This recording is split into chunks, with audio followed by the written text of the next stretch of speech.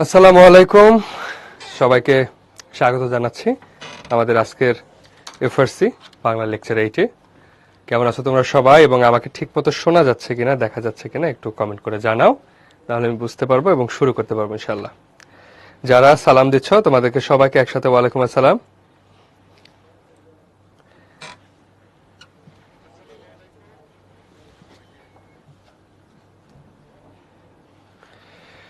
ওকে, clear everything?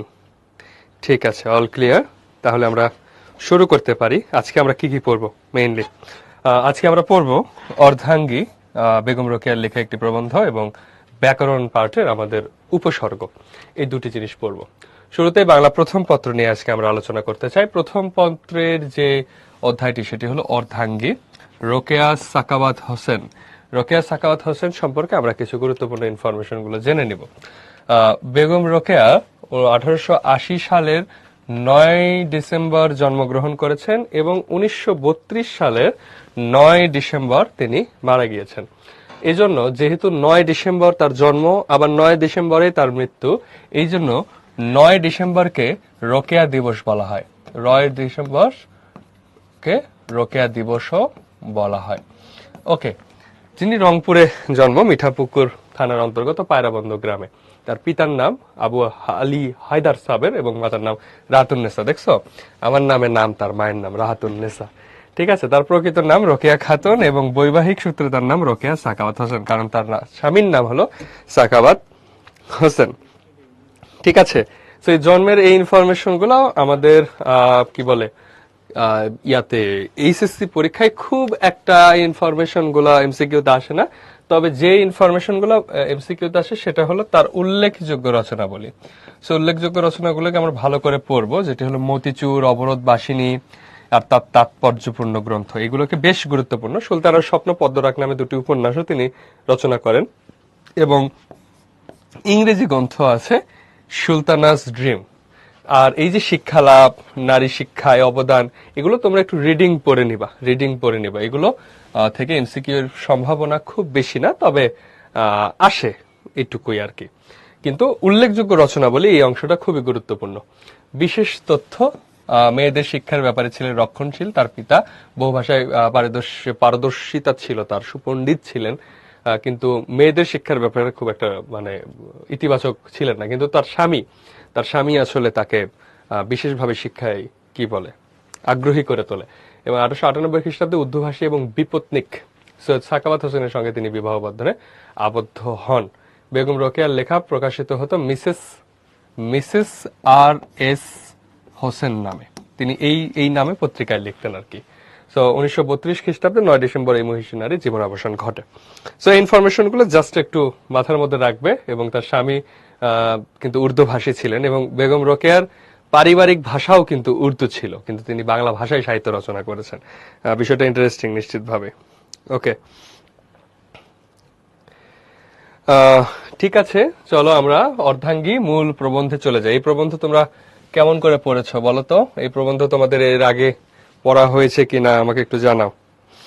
প্রান্ত বলেছে, ভাইয়া কেমন আছেন? আছি আলহামদুলিল্লাহ, আল্লাহ ভালো রাখছে। সবচেয়ে বড় কথা হলো আমরা জীবনে যে অবস্থায় থাকি সর্বাবস্থায় আল্লাহ তাআলার শুকরিয়া আদায় করব। আলহামদুলিল্লাহ ভালো আছি সব সময়। যারা পড়ে নাই তাদের আত্মার মাগফিরাত কামনা করি, আল্লাহ তাদের আত্মাকে শান্ত করুক এবং পড়ার তৌফিক দান করি। সবাই বলে আমিন। ঠিক আছে, রিডিং পড়ছি, শুধু রিডিং পড়লে হবে না, বুঝে বুঝে পড়তে হবে, কারণ প্রত্যেকটা লাইনই ভালো করে পড়া উচিত। কারণ প্রবন্ধ থেকে এমসিকিউ গুলো যে আসে, তুমি জাস্ট রিডিং পড়ে পারবা না, কারণ প্রবন্ধে কোনো কাহিনী নাই, বরং প্রত্যেকটা লাইনই গুরুত্বপূর্ণ এবং প্রত্যেকটা লাইনই লেখক কোনো না কোনো বার্তা দেয়। ঠিক আছে ঠিক আছে, এরপরে দেখি আমরা শুরুতে বেগম রোকেয়া কি বলছেন, যে কোন রোগীর চিকিৎসা করতে হলে প্রথমে রোগের অবস্থা জানা আবশ্যক। নিশ্চিতভাবে তাই, যে তোমার যদি চিকিৎসা করতে হয়, তুমি যদি ডাক্তারের কাছে চিকিৎসা নিতে যাও, ডাক্তার শুরুতে আগে শোনে কি তোমার উপসর্গ কি কি। উপসর্গ মানে কি, রোগের লক্ষণ কি কি, মানে রোগের অবস্থা সম্পর্কে জানা উচিত, সেটাই বলছেন। তাই অবলা জাতির উন্নতির পথ আবিষ্কার করিবার পূর্বে তাহাদের অবনতির চিত্র দেখাতে হয়। এই অবলা জাতি বলতে কাদের বোঝাতে হয়েছে? এখানে অবলা জাতি বলতে নারীদের কথা বলা হয়েছে, নারীদের কথা বলা হয়েছে। এখন কথা হলো যে অবলা জাতি নারীদের যদি উন্নতির পথ আবিষ্কার করতে হয়, অর্থাৎ নারীরা উন্নত হবে কিভাবে, হ্যাঁ, এই পথ যদি আপনি আবিষ্কার করতে চান, তাহলে তার অবনতির চিত্রটা দেখতে হবে। অর্থাৎ অবনতি মানে কি, যে নারীরা কোথায় কোথায় অবহেলিত বা কোথায় কোথায় পিছিয়ে আছে, এই পিছিয়ে পড়াটা তুমি যদি চিহ্নিত করতে পারো, তাহলে তুমি সামনে এগিয়ে যাওয়ার দিকটি প্রকাশ করতে পারবে। আমি স্ত্রী জাতির অবনতি শীর্ষক প্রবন্ধে ভগিনী দিগকে জানাইয়াছি যে আমাদের একটা রোগ আছে, দাসত্ব। তাহলে তিনি শুরুতেই যে রোগের নাম বলছেন, সেই রোগের নামটা কি? দাসত্ব। এবং তার একটা প্রবন্ধ আছে স্ত্রী জাতির অবনতি। এই প্রবন্ধে তিনি ভগিনী দিগকে, ভগিনী দিগকে মানে বোনদেরকে, হ্যাঁ বোনদের, ভগিনী ভগিনী মানে হলো বোন, বোনদের, বোনদেরকে জানাইয়াছি যে একটা রোগ আছে, রোগের নাম হলো দাসত্ব। দাসত্ব বিষয়টা কি?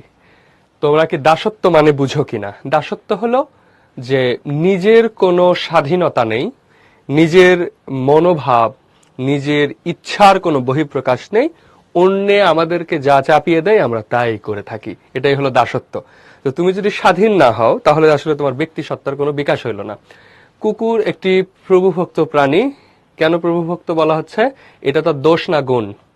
মানুষ হিসেবে যদি আমরা দেখি, কুকুরের এটা একটা গুণ যে সে প্রভু ভক্ত, প্রভুর যে কোনো বিপদে সে জানটা দিয়ে দেবে নিজের জানের মায়া ত্যাগ করে। কিন্তু পক্ষান্তরে প্রাণী হিসেবে তুমি যদি জাজ করো, তাহলে সেই প্রাণীর কোনো সেলফ রেসপেক্ট নাই। অর্থাৎ তারা যা করবে সে ওইখানেই পড়ে থাকবে। তুমি দুটা লাথি দাও, উষ্ঠা দাও, সে ওখানেই পড়ে থাকবে। সেটা ওয়ান কাইন্ড অফ দাসত্ব, প্রভু ভক্ত একটা ব্যাপার। সো আমাদের স্ত্রী জাতির যে রোগের কথা তিনি বলছেন এই প্রবন্ধে, সেটা হলো দাসত্ব। সে রোগের কারণ এবং অবস্থা কতক পরিমাণে ইতঃপূর্বে বর্ণনা করা হইয়াছে। যে এর আগের প্রবন্ধে বেগম রোকেয়ায় এই অবস্থা, দাসত্বের অবস্থা তিনি বর্ণনা করেছেন। এক্ষণে আমরা দেখাইতে চেষ্টা করিব, মানে এক্ষণে মানে এখন আমরা দেখাইতে চেষ্টা করিব সেই রোগ হওয়ায় আমাদের সামাজিক অবস্থা কেমন বিকৃত হইয়াছে, যে নারীদের এই দাসত্ব রোগ হওয়ার কারণে আমাদের সামাজিক অবস্থার কেমন বিকৃতি ঘটেছে, এটা তিনি প্রকাশ করছেন। ঔষধপথ্যের বিধান স্থানান্তরে দেওয়া হইবে। ঔষধপত্রের বিধান স্থানান্তরে দেওয়া হবে, যে যে ওষুধপত্র দরকার এই রোগের জন্য সেগুলো জায়গায় জায়গায় দেয়া হবে, প্যারা নাই। এইখানে গোড়া পর্দাপ্রিয় ভাগিনীদের অবগতির জন্য দু একটা কথা বলিয়া রাখা আবশ্যক বোধ করি। গোড়া পর্দাপ্রিয়, এখানে বেগম রোকেয়া সম্পর্কে আমরা একটু কথা বলতে চাই। যে বেগম রোকেয়া তিনি কিন্তু পর্দা প্রথা নিয়ে তার একটু মানে এটাকে আমরা কি বলবো, যে বেগম রোকেয়া তিনি আসলে পর্দাকে অত বেশি পছন্দ করতেন না, এটা সরাসরি তিনি তার প্রবন্ধে লিখেছেন। আবার তিনি একেবারে পর্দাকে ছেদ করার কথাও তিনি কোথাও বলেন নাই। সো একটা কনফিউশনাল কিছু বার্তা আছে। সো আমরা ধর্মীয় দৃষ্টিকোণ থেকে অবশ্যই ইসলাম যেটাকে বলেছে, ইসলাম যেটাকে প্রাধান্য দিয়েছে, আমরা সেটাকে কোনো যদি কিন্তু ছাড়া বিশ্বাস করি। কিন্তু এখানে প্রবন্ধে যেহেতু আছে, বেগম রোকেয়া যা বলছে সেটি আমি আপনাদেরকে বোঝাবো, কিন্তু এটা আমার বক্তব্য না, কিংবা এটা ইসলামের বক্তব্য না। বেগম রোকেয়া একজন নাম হিসেবে তিনি ইসলামের, ধরেন যে ইসলামের নাম তিনি গ্রহণ করেছেন, কিন্তু এই বক্তব্য ইসলামের কোনো বক্তব্য না, কিংবা আমি পড়ানোর সময় যে কথাগুলো বলবো এটা বেগম রোকেয়ার বক্তব্য, আমার কোনো বক্তব্য নয়। সো তিনি যা বলছেন আমি সেই কথাগুলো তো আপনাদের সাথে, তোমাদের সাথে উপস্থাপন করব। তিনি গোড়া পর্দা প্রিয়, মানে খুবই কনজারভেটিভ, বোনদেরকে অবগতির জন্য, জানানোর জন্য দু একটা কথা বলে রাখা আবশ্যক মনে করছেন, প্রয়োজনীয় মনে করছেন। আমি অবরোধ প্রথার বিরুদ্ধে দণ্ডমায়ন হই নাই। অবরোধ প্রথার বিরুদ্ধে, অর্থাৎ পর্দা প্রথা বা পর্দার কারণে তারা যে নারীরা যে ঘরের মধ্যে থাকে, সেই প্রথার বিরুদ্ধে তিনি কি দণ্ডায়মান হন নাই, এই কথা তিনি বলছেন। কেউ যদি আমার স্ত্রী জাতির অবনতি প্রবন্ধে পর্দা প্রথা বিদ্বেষ ছাড়া আর কোন উদ্দেশ্য দেখিতে না পান, তবে মনে করিতে হইবে আমি নিজের মনোভাব উত্তম রূপে ব্যক্ত করিতে পারি নাই, অথবা তিনি প্রবন্ধটি মনোযোগ সহকারে পাঠ করেন না। তো তিনি বলছেন যে পর্দা প্রথার বিদ্বেষ, এই জিনিসটা ছাড়া যদি আপনি আর কিছু বুঝতে না পারেন ওই স্ত্রী জাতির অবনতি ওই প্রবন্ধে, তাহলে আপনার উচিত, তাই তিনি বলছেন যে আপনার উচিত যে মনোযোগ সহকারে আপনি পাঠ করেন, আপনি আবার পাঠ করেন, অথবা আপনি ঠিক মতো বুঝেন নাই। সো তার বক্তব্য এখানে স্পষ্ট। এই স্লাইডে কোনো সমস্যা আছে নাকি তোমরা বলো? এই পর্যন্ত কোনো সমস্যা আছে কিনা বলো। ক্লিয়ার? ওকে। এরপরে সে প্রবন্ধে প্রায় সমগ্র নারী জাতির উল্লেখ আছে। সকল সমাজের মহিলাগণই কি অবরোধ বন্দিনী থাকেন, অথবা তাহারা পর্দানশীল নহেল বলিয়া আমি তাহাদিগকে সম্পূর্ণ উন্নত বলিয়াছি। আমি মানসিক দাসত্বের ইনস্লেভড মনের আলোচনা করেছি। ইনস্লেভড মন, মানুষ মানসিকভাবেই দাস, মানসিকভাবেই দাস। এই যে মানসিকভাবে দাস হওয়ার যে বিষয়টি, সেটি তার প্রবন্ধের মূল বিষয়। এবং বলছেন যে সমাজে, তিনি বলছেন যে সমাজের মহিলারা পর্দা করে না, আমি কি তাদেরকে খুব এক্সাজারেট করছি বা তাদেরকে আমি খুব প্রেইজ করছি, প্রশংসা করছি? ব্যাপারটা এমন না। তিনি বলছেন মানসিক দাসত্বের কথা। এখানে পর্দা নিয়ে তিনি কথা বলছেন না, তিনি বলছেন মানসিক দাসত্ব, এনস্লেভড মন, এনস্লেভড মাইন্ড। এখন বলছে কোন একটা নতুন কাজ করিতে গেলে সমাজ প্রথমত গোলযোগ উপস্থিত করে। কোন একটা কাজ করতে গেলে সমাজ কি করে? একটা গোলযোগ উপস্থিত করে, এবং পরে সেই নতুন চাল চলন সহিয়া লয়। তাহারই দৃষ্টান্ত স্বরূপ পার্সি মহিলাদের পরিবর্তিত অবস্থার উল্লেখ করিয়াছি। পূর্বে তাহারা ছত্র ব্যবহারে অধিকারী ছিলেন না, তারপর তাহাদের বাড়াবাড়িটা সীমা লঙ্ঘন করিয়াছে, তবু তো পৃথিবী ধ্বংস হয় নাই। এখন পার্সি মহিলাদের পর্দা মোচন হয়েছে সত্য, কিন্তু মানসিক দাসত্ব মোচন হয়েছে কি? অবশ্যই হয় নাই। আর ওই যে পর্দা ছাড়িয়েছেন, তাহা দ্বারা তাহাদের স্বকীয় বুদ্ধি বিবেচনার কোনো পরিচয় পাওয়া যায় না।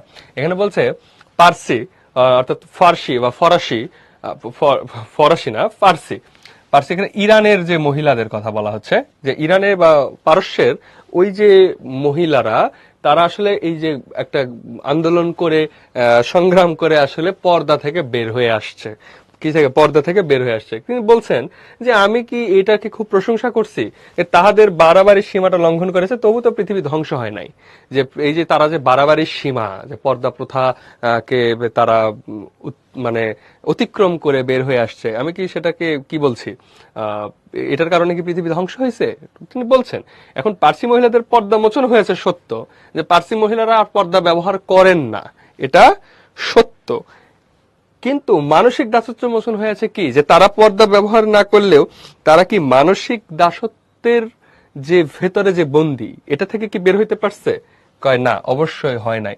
এরা কিন্তু ওই পর্দা থেকেই বের হয়েছে, কিন্তু মানসিক দাসত্বের কথা যেটা বলছে সেটা কিন্তু বের হয় নাই।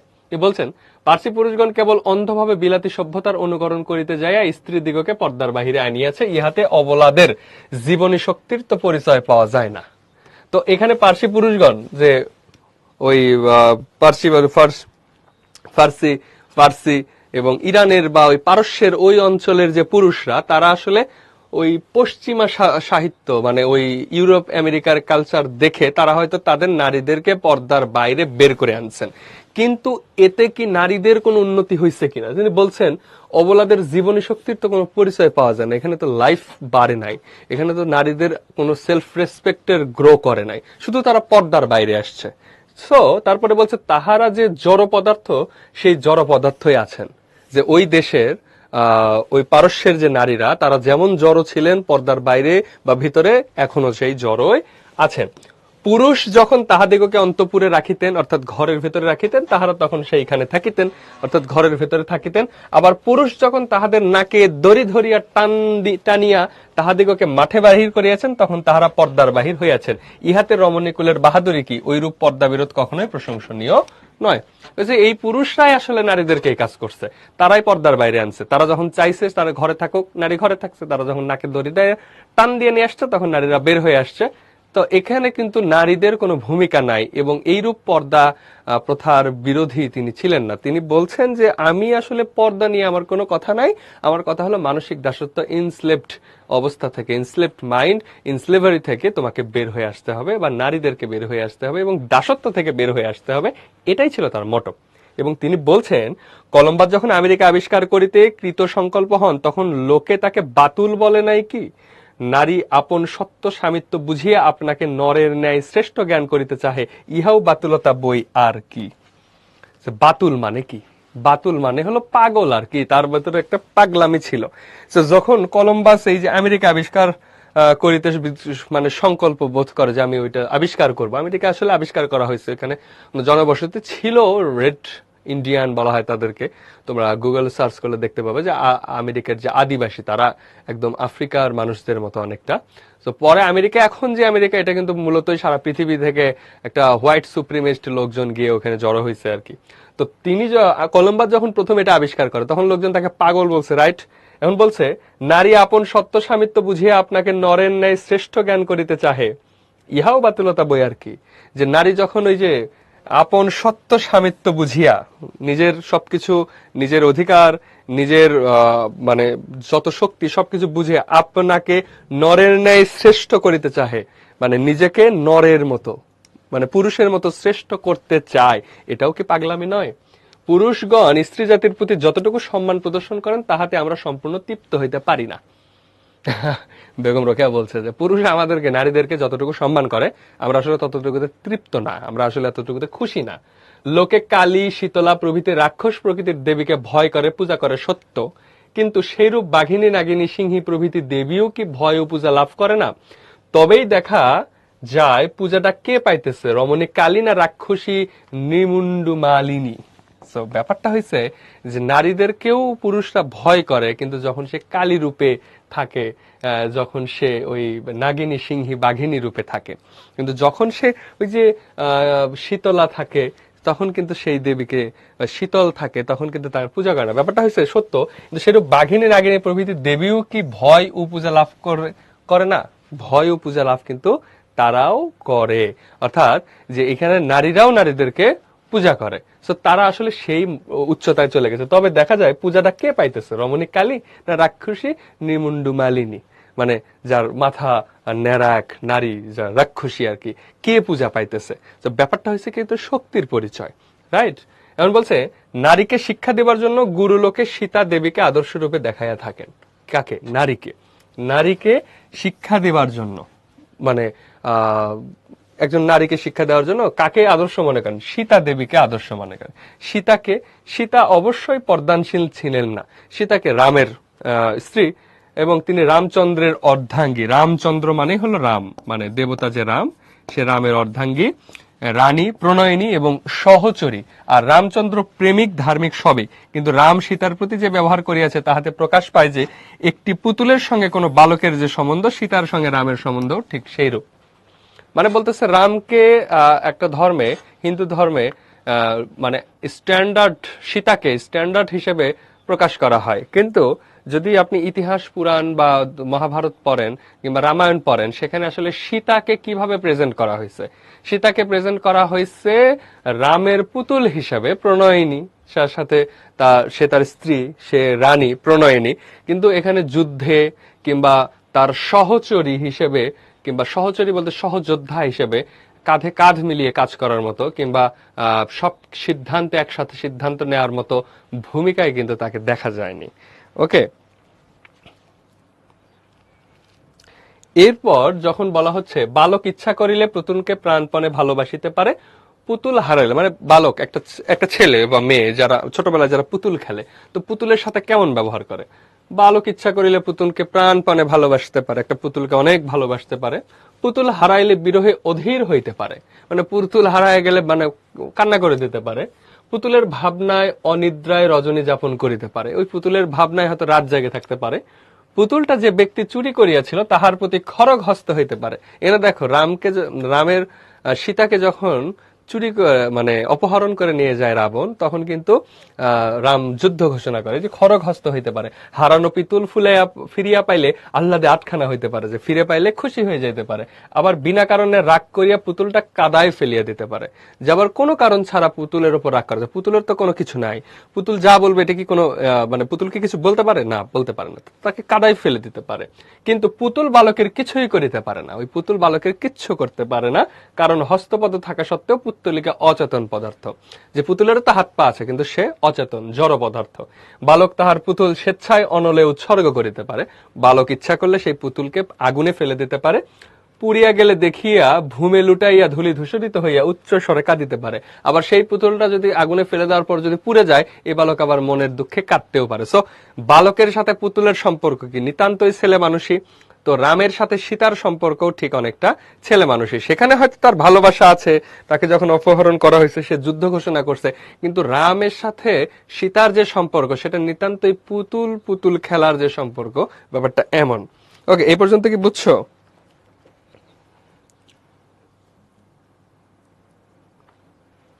এ পর্যন্ত কোনো প্রবলেম আছে কিনা একটু বলো। এবার যদি ক্লিয়ার কিনা জানাও, দেন আমরা সামনে আগাবো। ওকে, ক্লিয়ার। ঠিক আছে, রাম সীতার কাহিনীটা একটু বলেন। রাম হলো আহ, রামের স্ত্রী হলো সীতা, এবং সীতার সাথে তার মানে ভালো সম্পর্ক। সীতাকে রাবণ যদি অপহরণ করে নিয়ে যাওয়ার পর যে যুদ্ধ হয়েছে, সেটাই মূলত রামায়ণের যুদ্ধ, রাম রাবণের যুদ্ধ। আপনারা বিভীষণের প্রতি মেঘনাদ যদি পড়ে থাকেন, তাহলে সেখানে দেখবেন এই বিষয়গুলো। ওকে, আমরা রাম রাবণের কিচ্ছার মধ্যে না যাই। রামচন্দ্র স্বামিত্বের 16 আনা পরিচয় দিয়েছেন। রামচন্দ্র যে স্বামী, সেই 16 আনা পরিচয় দিয়েছেন। আর সীতা কেবল প্রভু রামের সহিত বনযাত্রার ইচ্ছা প্রকাশ করিয়া দেখাইছেন যে তাহারও ইচ্ছা প্রকাশের শক্তি আছে। সে মানে রাম কিন্তু তার পুরুষ, সে যে স্বামী, স্বামী শব্দের সমার্থক শব্দ কিন্তু প্রভু। প্রভু মানে সৃষ্টিকর্তা, তাকেই বলা হয় স্বামী, বা ভূস্বামী মানে কি জমিদার। স্বামী শব্দের অর্থ হলো মালিক। সো স্ত্রীকে, স্ত্রী যখন তার হাজবেন্ডকে স্বামী বলে, এর স্বামী মানে হলো মালিক। হে মালিক, তো ওই যে হা মালিক একটা মিমস আছে না, সো মালিক হইলো ব্যাপারটা এমন। সো রাম তার স্বামিত্বের, তার পুরুষত্বের সর্বোচ্চ পরিচয় দিয়েছেন। আর সীতা কেবল প্রভু রামের সহিত বনযাত্রা ইচ্ছা প্রকাশ করিয়া দেখাইছেন যে তাহারও ইচ্ছা প্রকাশের শক্তি আছে। যেখানে সীতার কি আছে, জাস্ট তার সাথে যাইতে চায়, এইটুকু ইচ্ছা আছে। রাম বেচারা অবোধ বালক, সীতার অনুভব শক্তি আছে, ইহা তিনি বুঝিতে চাহেন নাই। কেননা বুঝিয়া কার্য করিতে গেলে স্বামিত্বটা পূর্ণমাত্রায় খাটানো যাইত না। তবে স্ত্রীর কথা শুনলে রামের যে স্বামিত্ব, সেটা আসলে পূর্ণরূপে খাটানো যাইত না। সীতার অমন পবিত্র হৃদয়খানি অবিশ্বাসের পদাঘাতে দলিত ও চূর্ণ করিতে পারা যাইত না। তো সীতার কি অমন পবিত্র হৃদয়খানি অবিশ্বাসের পদাঘাতে দলিত ও চূর্ণ করিতে পারা যাইত না। তো সীতাকে সে কষ্ট দিতে পারতো না, বা এই টাইপের যে স্বামিত্বের যে জায়গাটায়, সেই জায়গাটায় সে ভাগ বসাতে চায় না, অর্থাৎ তার কারো কোনো অপিনিয়ন নেয় নাই, বরং সে ইচ্ছা করছে, সেই ইচ্ছাটা পূরণ করার চেষ্টা করছে আর কি, এইটুকুই। আচ্ছা, দেশকালের নিয়ম অনুসারে কবির ভাষায় সুর মিলাইয়া না হয় মানিয়া লই যে আমরা স্বামীর দাসী নই, অর্ধাঙ্গিনী। যে অর্ধাঙ্গী মানে কি? অর্ধাঙ্গী মানে কি বলে, অর্ধেক অঙ্গ তার, ঠিক আছে। এখন খেয়াল করো যে এখানে বলছে যে দেশকালের নিয়ম অনুসারে কবির ভাষায় সুর সুর মিলাইয়া মানিয়া লই যে আমরা স্বামীর দাসী নই, অর্ধাঙ্গিনী। তিনি এটা মেনে নিচ্ছেন যে যদি আমরা মেনে নেই এমন, তাহলে কি হবে? আমরা তাহাদের গৃহে গৃহিণী, মরণে অনুগামিনী, সুখ দুঃখে সমভাগিনী, ছায়াতুল্য সহচরী ইত্যাদি। তো তারা আমরা তারা কি মরণে, না হয় অন্তত তাহাদের চাকুরি উপলক্ষে যথাযথা অনুগামিনী। তার মানে মরণে অনুগামিনী, সুখ দুঃখে সমভাগিনী, ছায়াতুল্য সহচারী। অর্থাৎ পুরুষের এক সময় সতীদাহ প্রথা ছিল, অর্থাৎ পুরুষ মারা গেলে স্ত্রীকে তার সাথে পোড়ানো হতো। তো সেটা বলছে যে মরে গেলেও তাকে স্ত্রীকে সাথে নিয়ে যায়। আবার বলতেছে চাকরি উপলক্ষে ট্রান্সফার হয়ে গেলে সেখানে স্ত্রীকে সাথে নিয়ে যায়। আবার বলছে সুখ দুঃখ ভাগ করে নেয়। ধরো স্বামীর বেতন বন্ধ হয়ে গেছে, টাকা পয়সা নাই, স্ত্রীও তো না খেয়েই থাকবে, সুখ দুঃখ ভাগ করে। আবার স্বামী অনেক বোনাস পাইছে, সে তাকে নিয়ে থাইল্যান্ড সিঙ্গাপুর চলে যাবে, সুখও ভাগ করতেছে, দুঃখও ভাগ করতেছে। ছায়াতুল্য সহচারী, সবসময় তার হাতে কাছে থাকতেছে, তার সেবা করতেছে, ছায়ার মতো সহচারী হয়ে থাকতেছে। কিন্তু কলিযুগে আমাদের ন্যায় অর্ধাঙ্গী লইয়া পুরুষগণ কিরূপ বিকলাঙ্গ হয়েছেন, তাহা কি কেহ একটু চিন্তা করিয়া দেখিয়াছেন? যে ঠিক আছে, এগুলা ঠিক, কিন্তু এই যে কলিযুগে, কলিযুগ মানে হলো আধুনিক যুগ, এই সময়টায় যে পুরুষগণ আমাদেরকে, আমাদের মতো নারীদেরকে নিয়ে তিনি আসলে নারী জাতির সমালোচনাই করতেছেন। পুরুষরা নারীকে কি ভাবতেছে এটা তার ইস্যু না, কিংবা পর্দার ভিতরে আছে না, এটাই ইস্যু না। তিনি বলতেছেন নারীরা আসলে কি এমন আছে, নারীদের আসলে কোন অবস্থা, সেটা তিনি প্রকাশ করছেন। তিনি বলছেন যে পুরুষ আমাদের মতো অর্ধাঙ্গ লইয়া কিরূপ বিকলাঙ্গ হইয়াছেন, আর কেহ কি একটু চিন্তা চক্ষে দেখিয়াছেন কিনা? ধরো অর্ধাঙ্গী, তুমি যদি এই শরীরের বডির পার্টটাকে ভাগ করে ফেলো, এটা ডান দিক, এটা বাম দিক, হ্যাঁ বাম দিক, তো যদি বাম দিকে এরকম ভাগ করে ফেলো, তাহলে তুমি এক হাত যদি তোমার লম্বা হয়, আরেক হাত যদি খাটো হয়, নারী। আবার যদি তুমি একভাবে চিন্তা করো, তুমি যদি ব্যবসার চিন্তা করতেছো, বিশাল বিশাল মেগা মেগা প্রজেক্ট চিন্তা করতেছো, আর স্ত্রী কি করতেছে? কিছুই করতেছে না, সে তোমার সংসারের চিন্তা করতেছে। তো একই বডিতে, একই অঙ্গের যদি অর্ধেক অংশ অনেক ভালো চিন্তা করে, আরেক অংশ যদি ছোট চিন্তা করে, তাহলে কিন্তু ব্যালেন্স হবে না। সো অর্ধাঙ্গী হয়ে যে নারী তার পুরুষকে সাপোর্ট দিতে পারতেছে না, এই জন্য তিনি বলছেন যে নারী এখানে পুরুষের অর্ধেক হয়ে পুরুষকেই বিকলাঙ্গ বানায় ফেলছে। সো নারীর সমালোচনা এখানে সরাসরি করতেছে। ওকে, এরপরে বলছে আক্ষেপের বিষয় যে আমি চিত্রকর্ণহীন, অথবা এই নারীরূপ অর্ধাঙ্গ লইয়া কেমন অপরূপ মূর্তি হয়েছে তাহা আঁকিয়া দেখাইতাম। ঠিক আছে, তিনি বলছে আমি যদি মানে শিল্পী হইতাম, শিল্পী হইলে বলছে যে আমার এই যে মানে নারীকে যুক্ত করার পর একজন পুরুষ কেমন বিকলাঙ্গ হয়েছে বা কিরূপ হয়েছে এটা আমি আঁকায় দেখাইতে পারতাম। তিনি বলছেন শুক্লকেশ বুদ্ধিমানগণ বলেন যে আমাদের সাংসারিক জীবনটা দ্বিচক্র শকটের ন্যায়। দ্বিচক্র শকটের ন্যায়, দ্বিচক্র শকট মানে কি একটা দুইটা চাকা, হ্যাঁ, দুইটা চাকাওয়ালা শকট মানে যানবাহনের ন্যায়। এই শকটের এক চক্র পতি, অপরটি পত্নী, মানে একটা স্বামী আর একটা স্ত্রী, দুইটা চাকা। এখন ইংরেজি ভাষায় বলা যায় স্ত্রীকে অংশিনী, পার্টনার বা উত্তম বা বেটার হাফ ইত্যাদি বলে। জীবনের কর্তব্য অতি গুরুতর, সহজ নয়। এখন ইংরেজিতে নারীকে পার্টনার, অংশিনী বলা হয় কিংবা বেটার হাফ বলা হয়, বেটার হাফ বা বেস্ট হাফ বলা হয়, বা যেটাই বলে, যা অনেকে ভালোবেসে আবার বেস্ট হাফ বলে।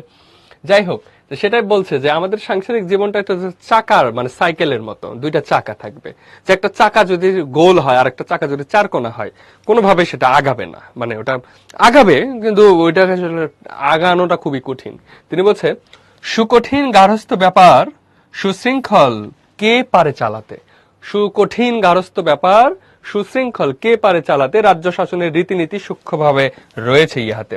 বলছে সংসারই আসলে রাজ্য শাসনের একটা প্রাথমিক স্টেজ। পরিবার থেকে সমাজ হয়, সমাজ থেকেই দেশ বা রাষ্ট্র হয়। তুমি যদি পরিবারকে ঠিক মতো ব্যালেন্স করতে না পারো, তোমার পরিবারের ভেতরেই যদি তুমি গ্রহণযোগ্য না হও, পরিবারের ভেতরেই যদি তুমি সুষম বন্টন না করতে পারো, শুদ্ধ চিন্তা করতে না পারো, তুমি তো রাষ্ট্র চালাতে পারবে না। সেখানে বলছে যে রাজ্য শাসনের রীতিনীতি সূক্ষ্মভাবে রয়েছে ইহাতে। কার মধ্যে? পরিবারের মধ্যে। সুকঠিন গার্হস্থ্য ব্যাপার, তুমি যদি সংসার, নিজের গার্হস্থ্য যদি ঠিক মতো চালাইতে না পারো, সুকঠিন রাষ্ট্র কিভাবে চালাবে? এবং তুমি মনে রাখবে যে রাজ্য শাসনের রীতিনীতি সূক্ষ্মভাবে হয়েছে। রাজ্য শাসনের যে রীতি এই সংসারের মধ্যে, এই গার্হস্থ্যের মধ্যেই সেই রীতিনীতি আছে। চাকা ছোট বড় হলে হয় না। চাকা ছোট বড় হলেও চলে, কিন্তু চাকা একটা ত্রিভুজাকৃতির আরেকটা যদি গোল হয় তাইলে আর চলে না। ওকে, বোধ হয় এই গার্হস্থ্য ব্যাপারটাকে মস্তক রূপ কল্পনা করিয়া শাস্ত্রকারগণ পতি এবং পত্নীকে তাহার অঙ্গস্বরূপ বলিয়াছেন। তবে দেখা যাও বর্তমান যুগে সমাজের মূর্তিটা কেমন। তিনি বলতেছেন বর্তমান যুগে সমাজের মূর্তিটা কেমন। শাস্ত্রকারগণ এই জন্য তাকে অঙ্গরূপে বলেছেন। এখন বলছে মনে করুন কোন স্থানে পূর্ব দিকে একটা বৃহৎ দর্পণ আছে। পূর্ব দিকে দেখো, আমরা একটু যদি ম্যাপ আঁকাই, এখানে উত্তর যদি হয়, উত্তর, হ্যাঁ, উত্তরের পরে দক্ষিণ,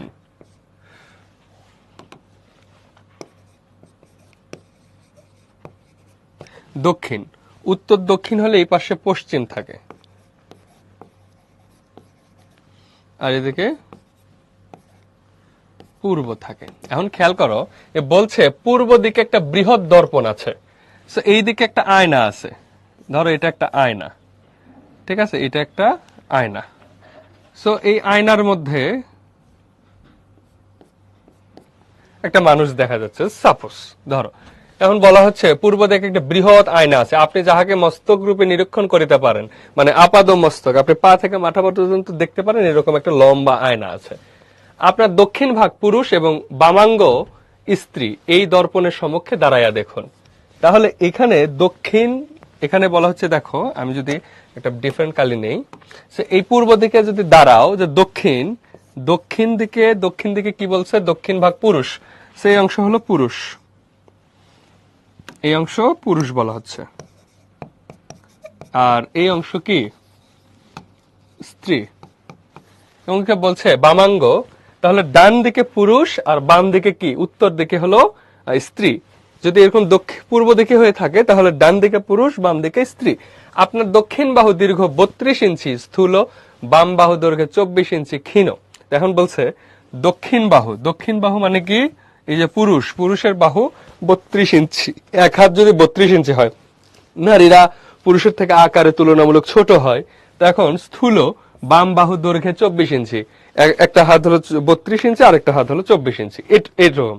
তো তাহলে অর্ধেকের যদি এরকম এক হাত এরকম বড় হয় আর এক হাত ছোট হয়, তাহলে কেমন হলো? দক্ষিণ চরণ 12 ইঞ্চি, বাম চরণ অতিশয় ক্ষুদ্র। মেয়েদের পাও ছোট হয় সাইজে, তো দেখা যাচ্ছে যে এক পা বড় 12 ইঞ্চি আর এক পা ছোট। দক্ষিণ স্কন্ধ উচ্চতায় 5 ফিট, বাম স্কন্ধ উচ্চতায় 4 ফিট। আমার পুরুষের উচ্চতা হলো 5 ফিট আর কোনটা কাঁধ 4 ফিট। তাহলে একটা কাঁধ উঁচুতে, একটা কাঁধ নিচুতে, একটা হাত বড়, একটা হাত ছোট, একটা পা বড়, একটা হাত ছোট। এখন এই দিকে যদি তুমি তাকাও তাহলে একটা মানুষটা কেমন হবে? ধরো এটা মানুষ, তো মানুষের একটা হাত ধরো লম্বা 32, আরেকটা হাত ধরো ছোট। এখন ধরো তার পা শুরু হয়েছে এখান থেকে, এখান থেকে তার পা এটুকু, তার পা এটুকু। এই পাটা ছোট, এই পাটা আবার বড়। তাহলে এই কাঁধেরও তো কথা বলছে, তাই না? তা কাঁধ হইলো এইটা ধরো 5 ফিট, এইটা ধরো 4 ফিট। তাহলে দেখো তুমি যখন অর্ধাঙ্গ করতেছো তখন এক হাত শুরু হচ্ছে এই 4 ফিট থেকে, পাটা ছোট, এই পাটাও ছোট, আরেক পা লম্বা, আরেক হাত লম্বা, আবার মাথাটা। তাহলে দেখো, চিন্তা করো, তাহলে এইরকম যদি একটা সাইজ হয়, দক্ষিণ উচ্চতায় 5 ফিট, বাম স্কন্ধ উচ্চতায় 4 ফিট, এইটা বলতেছে অর্ধাঙ্গ। তো এই পার্ট হলো ডান দক্ষিণ পুরুষ, আর এই পার্ট হলো নারী। তাহলে কেমন হইলো এই চিত্রটা? তুমি যদি তাহলে যদি চিত্রটা দেখো তাহলে কেমন হবে? আচ্ছা সরি, 32 বলছি বারবার, 30 হবে।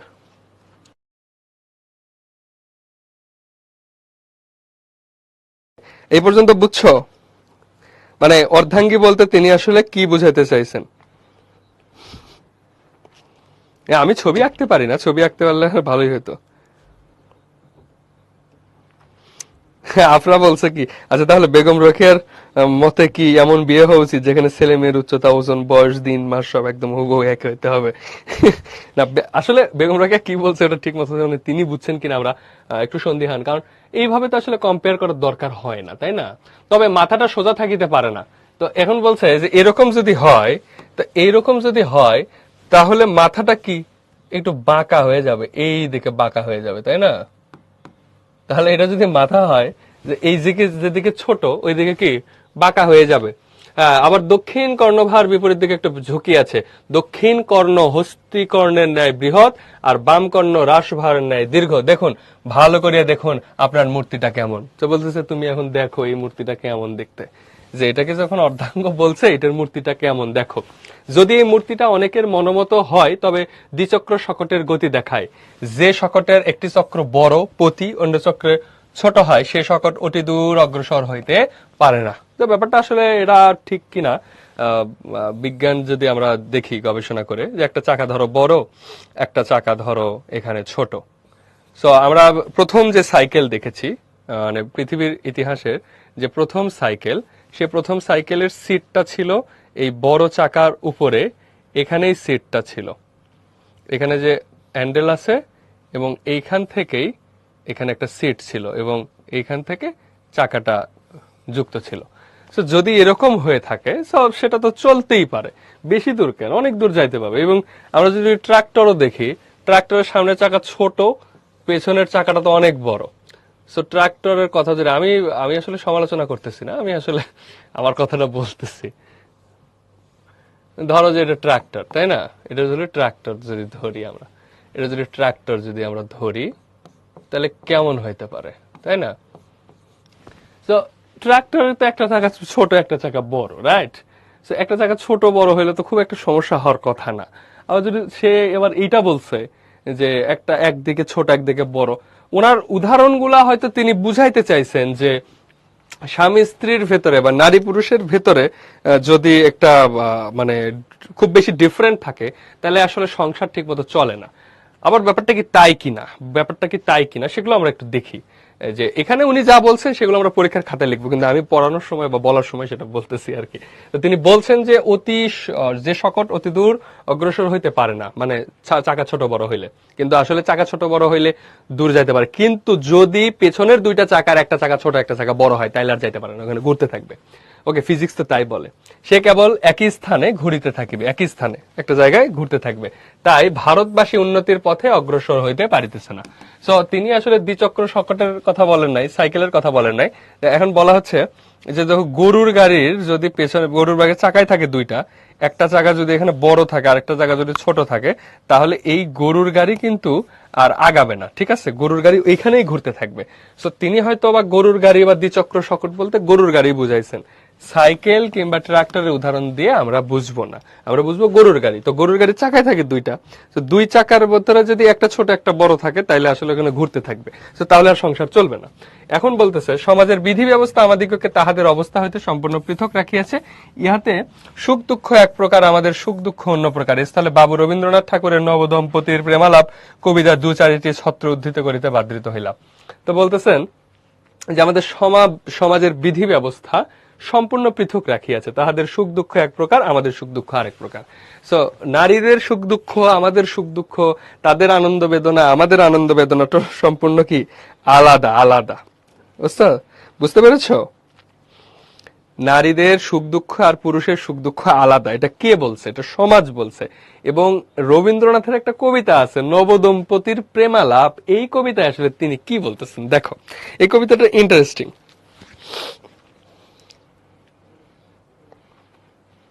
ওকে, তিনি দ্বিচক্র বলতে কিন্তু সাইকেল বুঝান নাই, তিনি দ্বিচক্র বলতে ঠেলা গাড়ি বুঝাইছেন, গরুর গাড়ি ঠেলা গাড়ি যেরকম আর কি। ওকে, এরপর দেখো রবীন্দ্রনাথের একটা কবিতা। রবীন্দ্রনাথের কোন কবিতা? নবদম্পতির প্রেমালাপ। বলছে, বর কেন সখী কোণে কাঁদিছ বসিয়া। কেন বর বলতেছে, নবদম্পতি মানে নতুন বিয়ে হয়েছে, বর বলতেছে সখী কেন কাঁদিছ বসিয়া। কেন সখী কোণে কাঁদিছ বসিয়া, যে ঘরের কোণে তুমি বসে থেকে কান্না করতেছো কেন? নতুন বউকে বলতেছে। কোণে বলতেছে পুষি মিনিটারি ফেলিয়া এসেছি ঘরে। কন্যা বলতেছে আমার বিড়ালটারে আমি বাসায় ফেলে আসছে, তার জন্য সে কান্না করতেছে। পুরুষের কান্না, নারীর কান্না, নারীর চিন্তা পুরুষের চিন্তার ভেতরে যে পার্থক্য আছে সেটা বোঝানো যায়। বর বলছে কি করেছ বনে কুঞ্জ ভবনে, খেতেছি বসিয়া টোপাকুল। ঠিক আছে, বর বলতেছে কি করেছ বনে কুঞ্জ ভবনে, সে তুমি এই যে এই বনের মধ্যে গাছ বাগানে মানে কি বলে বাগানের মধ্যে কি করো, কুঞ্জ ভবনে আর কি। কোনে বলতেছে যে খেতেছি বসিয়া টোপাকুল, মানে বড়ই খাইতেছে আর কি, কুল মানে বড়ই। বর বলতেছে জগৎ ছানিয়া কি দিব আনিয়া জীবন করি ক্ষয়, তোমার তরে সখী বলো কি করিব কি। তো বর বলতেছে এই জগৎ থেকে নিজেকে ক্ষয় করে তোমার জন্য আমি কি এনে দিতে পারি। স্বামী তার স্ত্রীকে বলতেছে। তো নতুন বউ কি বলতেছে, আরো কুল পারো গোটা ছয়, বলছে তুমি আরো কিছু বড়ই পেরে দাও। সো নারী পুরুষের ভেতরে যে চিন্তা ভাবনার যে মানে পার্থক্য, আগেকার দিনে রবীন্দ্রনাথ যে সময় লিখেছেন তখন আসলে ব্যাপারটা ছিল এরকম যে পুরুষরা অনেক কম বয়সী নারীদের বিয়ে করতো, তাদেরকে এজ ডিফারেন্স ছিল মিনিমাম 15 থেকে 20 বছরের এজ ডিফারেন্সে বিয়ে শাদী হইতো। তো যে কারণে একটা ধরেন যে 25 বছরের একটা ছেলে বিয়ে করতেছে 12-13 বছরের একটা মেয়েকে, 10-12-15 বছর হইলে তো ওই মেয়ের বিয়ে হওয়াই মুশকিল।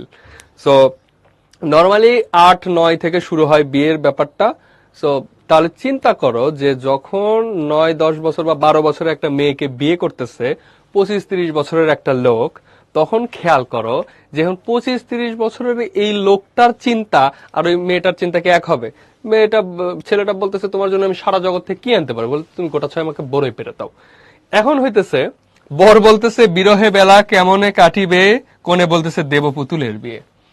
তো বর বলতেছে তোমার এই মন খারাপ কেমনে শেষ হবে বলো, তো বলছে আমি পুতুলের বিয়ে দেব।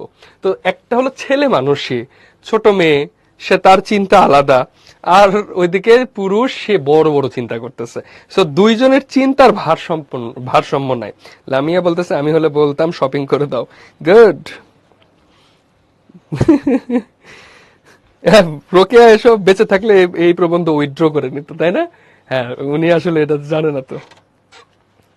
ওকে বাচ্চা, তাহলে কোনে কত ছোট্ট একটা বাচ্চার, বর কিন্তু ম্যাচিওর ছিল। তো এই যে সুতরাং দেখা যায় কন্যাকে এরূপ শিক্ষা দেওয়া হয় না যাহাতে সে স্বামীর ছায়াতুল্য সহচরী হইতে পারে। প্রভুদের বিদ্যার গতির সীমানায় স্ত্রীদের বিদ্যার দৌড় সচরাচর বোধোদয় পর্যন্ত। বোধোদয় হলো ওই যে বর্ণমালা শেখার একটা বই আর কি, ছোট্ট একটা বই যেগুলো স্বরে ও স্বরে আর হ্রস্ব দীর্ঘ এগুলো শেখানো হয়। তো এখন বলতেছে যে স্বামীরা আসলে অনেক দূর চিন্তা করতে পারে, স্ত্রীর সর্বোচ্চ শিক্ষা ওই বোধোদয় পর্যন্ত। এখনকার নারীরা তাও শিক্ষিত। আজ থেকে 100 বছর আগে তুমি তোমার নানি কিংবা তার মাকে, তার মায়ের যদি খবর নাও শুনতে পারবা যে তোমার নানির নানি তারা শিক্ষিত ছিল না। তো বেগম রোকেয়া তো সেই নানির নানি টাইপের লোকজন। 1880 সালে যার জন্ম, সো এটা 2026 সাল, সো অনেক পার্থক্য। সো নানিরে জিজ্ঞেস করে দেখো সেই সময় কি অবস্থা ছিল। তো নারীরা কোনো শিক্ষার ভেতরেই ছিল না, আর পুরুষরা সমাজ সংসার সবকিছু সামলাইতো। এই জন্য আসলে ব্যালেন্সটা হয় নাই। তো এখন এসে অবশ্যই এইসব প্রবন্ধ অনেকটা প্রাসঙ্গিকতা হারাইছে, কারণ এখন যুগ বদলে গেছে, তাই না? স্বামী যখন পৃথিবী হইতে সূর্য নক্ষত্রের দূরত্ব মাপেন, স্ত্রী তখন বালিশের ওয়ারের দৈর্ঘ্য প্রস্থ মাপেন। এটাই হলো পার্থক্য। এখানে দেখো বেসিক পার্থক্য। ওখানে স্ত্রী বয়স কম, তার শিক্ষা দীক্ষা কম, সে সর্বোচ্চ একটা সরিয়া ক খ পর্যন্ত শিখছে, বর্ণমালাগুলো শিখছে, এর বাইরে আর কিছু শিখেনি। তো পুরুষ কি করতেছে? পুরুষ যখন, স্বামী যখন পৃথিবী হইতে নক্ষত্রের দূরত্ব মাপতেছেন, পৃথিবী হইতে সূর্য কত দূরে আছে, মঙ্গল গ্রহ কত দূরে আছে সেটা মাপতেছেন, বউ কি করতেছে? বালিশের ওয়ারের দৈর্ঘ্য মাপতেছেন, যে এই বালিশটার জন্য কত বড় একটা পর্দা বানাবো, জানালার পর্দাটা কেমন হবে, বিছানার চাদরটায় কি ফুল তুলবো, ঘরের মধ্যে পাপোশটা এখানে কি রং দিলে ভালো লাগে, বিছানার চাদরটা আরেকটা নিতে হবে, তাই না? সো এই যে চিন্তা ভাবনার যে বিষয়টা, এই চিন্তা ভাবনার বিষয়টার ভিতরে বিশেষ পার্থক্য। স্বামী যখন কল্পনার সাহায্যে সুদূর আকাশের গ্রহ নক্ষত্রমালা বেষ্টিত সৌরজগতে বিচরণ করেন, বায়ুমণ্ডলের ঘনফল তুলাদণ্ডে ওজন করেন এবং ধূমকেতুর গতি নির্ণয় করেন, স্ত্রী তখন রন্ধনশালায় বিরোচন করেন। যে পুরুষ সারা নক্ষত্র গ্রহ নক্ষত্র নিয়ে ভাবতেছে, স্ত্রী তখন কি করছে? রান্নাঘরে রান্না করতেছে। চাউল ডাউল ওজন করেন এবং রাঁধুনির গতি নির্ণয় করেন, যে চাল ডাল ওজন করতেছে এবং তার বাড়িতে যে কাজের লোক আছে সে কি করবে সেটা ঠিক করে দিতেছে। বলি জ্যোতির্বিদ্যা মহাশয়, আপনার পাশে আপনার সহধর্মিনী কই? তো পুরুষকে বলতেছে আপনার পাশে আপনার সহধর্মিনী বউ কই? বোধ হয় গৃহিণী যদি আপনার সঙ্গে সূর্যমণ্ডলে যান, তবে তথায় পৌঁছিবার পূর্বেই পথিমধ্যে উত্তাপে বাষ্পীভূত হয়ে যাইবেন, তবে সেখানে গৃহিণীর না লইয়া যাওয়ায় ভালো। সে এখন বলতেছে যে যদি আপনার সঙ্গে সূর্যমণ্ডলে যান, তবে তথায় পৌঁছিবার বহু পূর্বে উত্তাপে বাষ্পীভূত হয়ে যাবেন, যে সূর্যের কাছে গেলে এর আগে আপনি বাষ্পীভূত ছাই হয়ে যাবেন। অনেকে বলেন স্ত্রীলোকদের উচ্চ শিক্ষার প্রয়োজন নাই, মেয়েরা চর্বচস্য রাঁধিতে পারে, বিবিধ প্রকার সেলাই করিতে পারে, দু চারিখানা উপন্যাস পাঠ করিতে পারায় ইহাই যথেষ্ট। যা একটা মেয়ের অত বড় লেখাপড়ার শিক্ষা নাই, ভালো মন্দ কিছু রান্না করতে পারে, বিবিধ প্রকারের সেলাই করতে পারে, হাতে ক্রুশের কাজ করতে পারে, জামা সেলাই করতে পারে, কাঁথা সেলাই করতে পারে, আর দুই চারটা উপন্যাস এমনি রিডিং পড়তে পারে, এই যথেষ্ট। এটাই হলো এক সময়ের, ওই যে 1880 সালের যিনি জন্মাইছেন সেই সময়ের বাস্তবতার গল্প। আচ্ছা,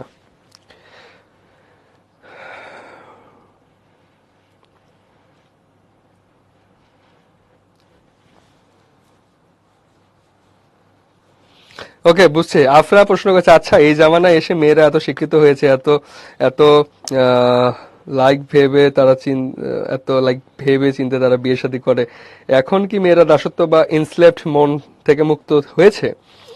এখনো, এখন তো তারা চাকরিও করে, পাশাপাশি পাপোশের কালারও ঠিক করে। হ্যাঁ ঠিক। নারী সমালোচনা মানে মানে বেগম রোকেয়া তিনি নারীরই সমালোচনা করতেছেন, পুরুষকে এবার কিছু বলেন নাই। আরো বেশি আবশ্যক নাই, কিন্তু ডাক্তার বলেন যে আবশ্যক আছে, যেহেতু মাতার দোষগুণ লইয়া পুত্রগণ ধরাধামে অবতীর্ণ হয়। এই জন্য দেখা যায় যে আমাদের দেশে অনেক বালক শিক্ষকের বেত্তর টানা যায়, কণ্ঠস্থ বিদ্যার জোরে FA BA পাস হয় বটে, কিন্তু বালকের মনটা তাহার মাতার সহিত রান্নাঘরেই ঘুরিতে থাকে, তাহাদের বিদ্যা পরীক্ষায় এ কথায় সত্যতার উপলব্ধি হইতে পারে। বলতেছে যে নারীকে শিক্ষিত হইতে হবে, কারণ নারী তার সন্তানকে জন্ম দেয়। সে যদি একটা ছেলে সন্তানের জন্ম দেয়, সে ছেলেকে সাহসী করে তোলা, সেই ছেলেকে সত্যিকার অর্থে বড় করে তোলা, সেই ছেলের ভেতরে প্রাণ শক্তি দেওয়া নারীরই কাজ। যদিও কষ্ট করে এই ছেলে ওই BA pass MA pass FA pass করে, কিন্তু তাতে ওই যে মায়ের রান্নাঘরে, ওই যে রান্নাঘরে ঘুরিতে থাকে ওই ছেলের মনটা, কারণ সে আসলে ওই জায়গা থেকে বের হতে পারেনি, কারণ তার মা আসলে শিক্ষিত ছিল না। ওই যে একটা কথা আছে না, আমাকে একটা শিক্ষিত মা দাও, আমি তোমাকে একটা শিক্ষিত জাতি দেবো। সো নারীকে শিক্ষিত হইতে হবে। এই জন্য আমার জনৈক বন্ধু তাহার ছাত্রকে উত্তর দক্ষিণ প্রভৃতি দিক নির্ণয়ের কথা বুঝাইতেছিলেন। শেষে তিনি প্রশ্ন করিলেন, যদি তোমার দক্ষিণ হস্ত পশ্চিমে আর বাম হস্ত পূর্বে থাকে, তবে তোমার মুখ কোন দিকে যাইবে? উত্তর পাইলেন, আমার পশ্চাৎ দিকে। আচ্ছা, ব্যাপার হয়েছে যে সে সে সে আসলে মানে দিক নির্ণয় করতেও পারেন না, কারণ তাদের চিন্তার ভেতরে এই ইমাজিনেশনের ভেতরে এই জিনিসগুলা থাকে না। যে বুঝতে পারছো, যে দক্ষিণ হস্ত মানে বাম হাত পশ্চিমে থাকে আর ডান হাত পূর্বে থাকে, তবে মুখ কোন দিকে থাকবে? উত্তর পাইলেন কোন দিকে?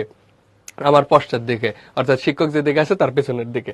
যাহারা কন্যার ব্যায়াম করা আবশ্যক মনে করেন, তাহারা দৌহিত্র থেকে হৃষ্টপুত্র পাহল ওয়ান দেখিতে চাহেন কিনা।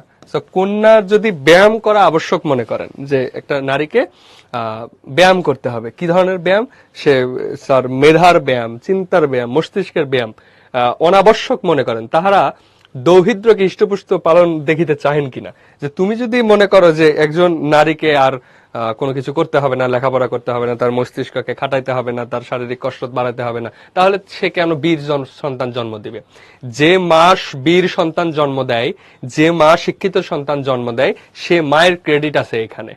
ঠিক আছে, তুমি চিন্তা করে দেখো, তোমার স্কুলের যে বন্ধুরা তুলনামূলক কম পড়াশোনা করে বা ফাঁকিবাজ, তাদের মায়েদের দিকে তুমি খেয়াল করবা, তাদের মায়েরাও আসলে এককালে ওই টাইপের, মানে তাদের চিন্তা আসলে ওই টাইপের।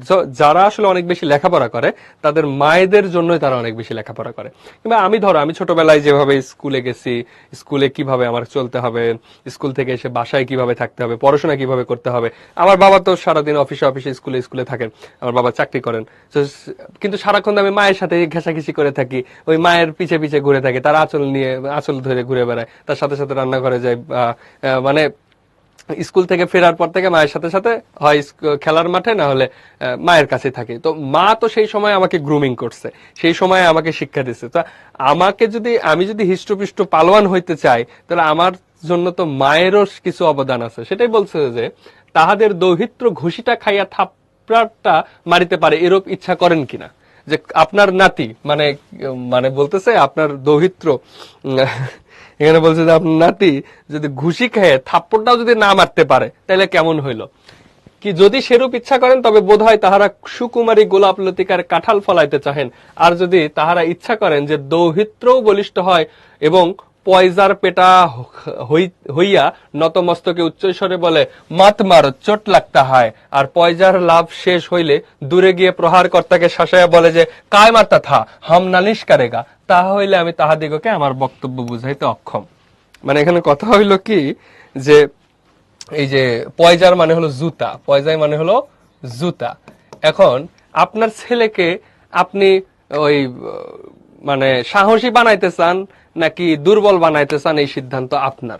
আপনার মানে যদি আপনি সাহসী বা মাকে যদি শক্তিশালী না বানান, আপনার নাতিপুতি বা আপনার পরবর্তী জেনারেশনও কি দুর্বল হবে। এটা কেমন, যে একটা ছেলে সে একটা ঘুষি খাইছে, পক্ষান্তরে থাপ্পড় দিয়ে আসছে, এইটা একটা দৃশ্য। আর একটা দৃশ্য, ওকে মারছে, বলছে মাত মারো, আমাকে মেরো না, মাত মারো। এই যে বলতেছে মাত মারো, চোট লাগতে হয়, যে আমার মারো না, আমার ব্যথা লাগতেছে। যদি এরকম হয় যে মায়ের খেয়ে বলতেছে আমাকে মেরো না, আমার ব্যথা লাগতেছে, আবার যদি বলে কায় মারতে হাম নালিশ করে, আমাকে মেরেছো, আমাকে কেন মেরেছো, আমি কিন্তু নালিশ করবো, মাকে বলে দেবো। তো তুমি মাকে বলে দেবো, কারণ তুমি একটু ঘুষি দিয়ে আসবা, ঘুষি খাইছো, ঘুষি দিয়ে আসবা। এখানে ব্যাপার হচ্ছে দুইটা, আপনি কোনটা চান? আপনি যদি বলেন আপনার ছেলে এরকম হবে যে মাত মারো, চোট লাগতে হয়, যে আমাকে মারো না, আমার ব্যথা লাগতেছে, আর যদি আপনার ছেলে হইতে হয় যে আমার ঘুষি খেয়ে থাপ্পড়টা দিয়ে আসতে পারে, সেখানে দুইটা দৃশ্য। যে আপনি যদি সেকেন্ডটা চান, যে আপনার ছেলে মায়ের খায় বলবে যে আমি মাকে বলে দেবো, এটা বলে যদি সে চলে আসতে চায়, তাহলে আমি আপনাকে বুঝাইতে অক্ষম। আর যদি আপনার ছেলেও শক্তিশালী হয় বা ঘুষিকে থাপ্পড়টা দিতে পারে, তাহলে আপনার নারীকে উন্নত করতে হবে, নারীকে শক্তিশালী করতে হবে। এ পর্যন্ত বুঝছে?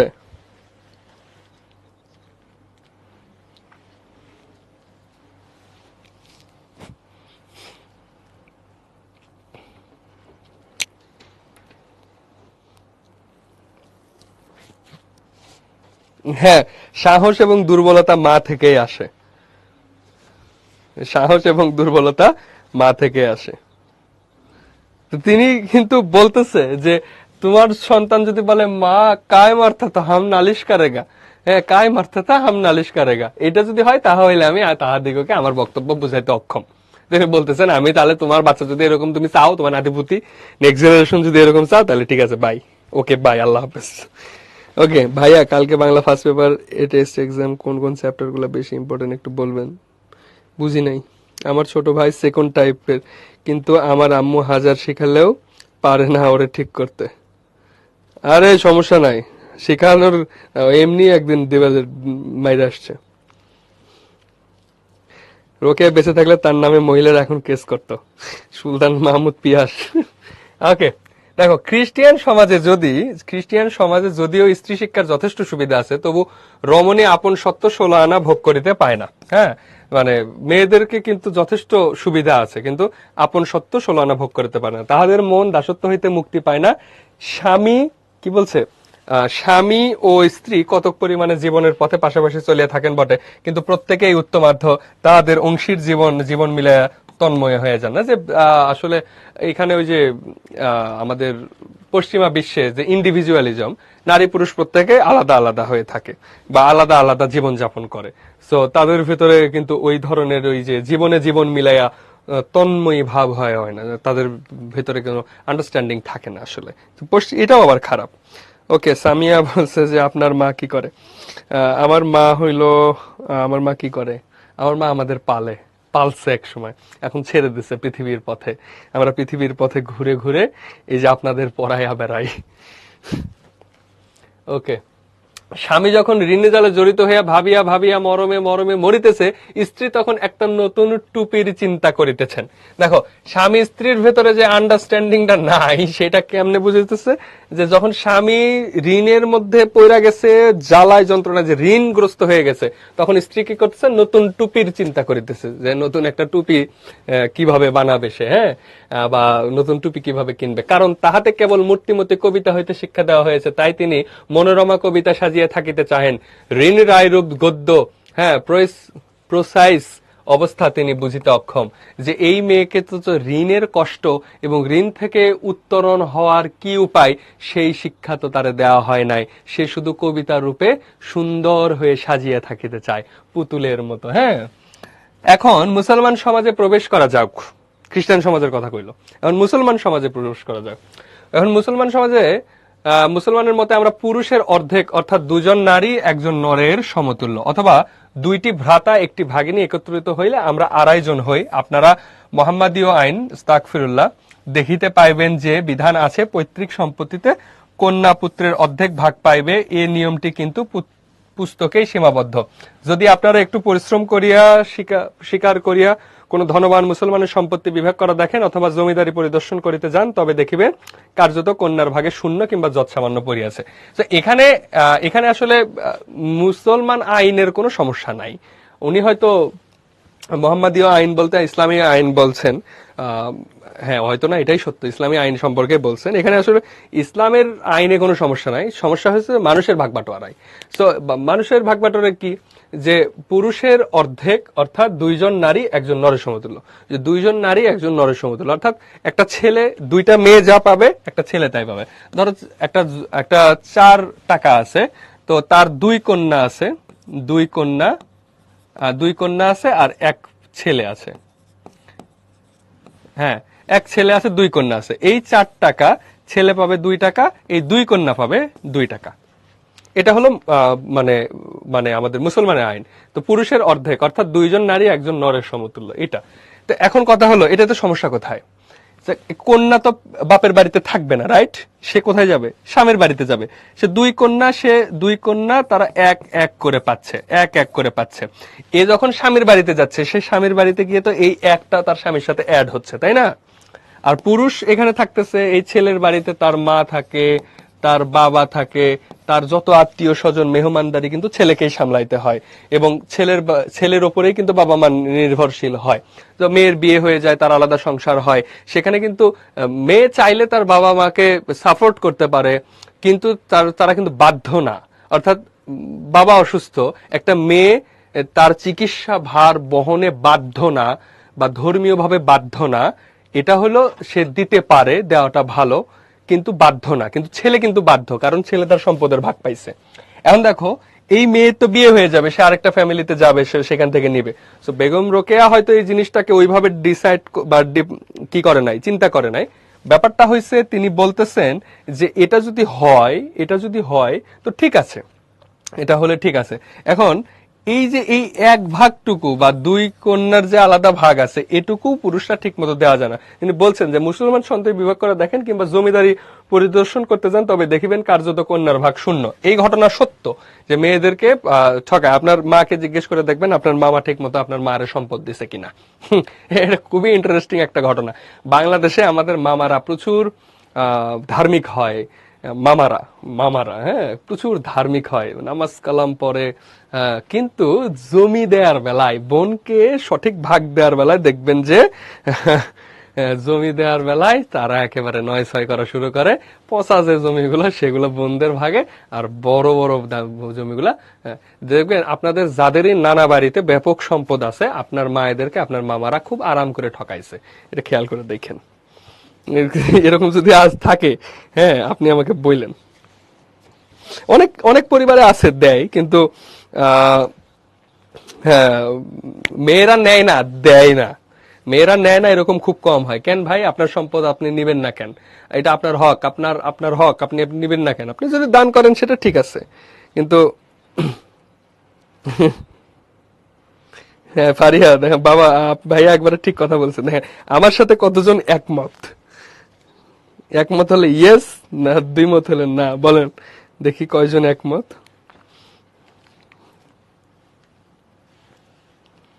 ইয়েস, মাই মামা, ইয়েস ইয়েস। কয়জনের মামা জমি মেরে খাইছে দেখেন।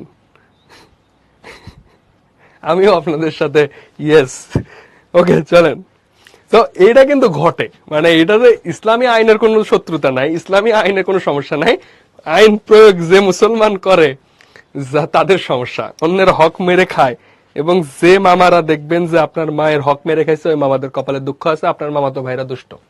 এখন দেখেন, আমি এখন অপার্থিব সম্পত্তির কথা বলিব। পিতার স্নেহ, যত্ন ইত্যাদি অপার্থিব সম্পত্তি। পার্থিব সম্পত্তি হলো পৃথিবীর যে সম্পত্তিটা দেখা যায়, আর অপার্থিব সম্পত্তি হলো যত্ন, দয়া, মায়া, ভালোবাসা ইত্যাদি। এখানেও পক্ষপাতিত্বের মাত্রা বেশি। ওই যত্ন কেহ হিতৈষিতার অর্ধেকই আমরা পাই কেন? যিনি পুত্রের সুশিক্ষার জন্য 4 জন শিক্ষক নিয়োগ করেন, তিনি কন্যার জন্য 2 জন শিক্ষার্থী নিযুক্ত করেন কি? মানে পুত্রকে শেখানোর জন্য 4 জন টিচার ছিল, কিন্তু নারীকে শেখানোর জন্য কি সেরকম আসে? অরূপ বলছে ভাইয়া আপনি আপনাকে 2বার একটা কোশ্চেন করছে, অ্যান্সার পাইনি। কি প্রশ্ন?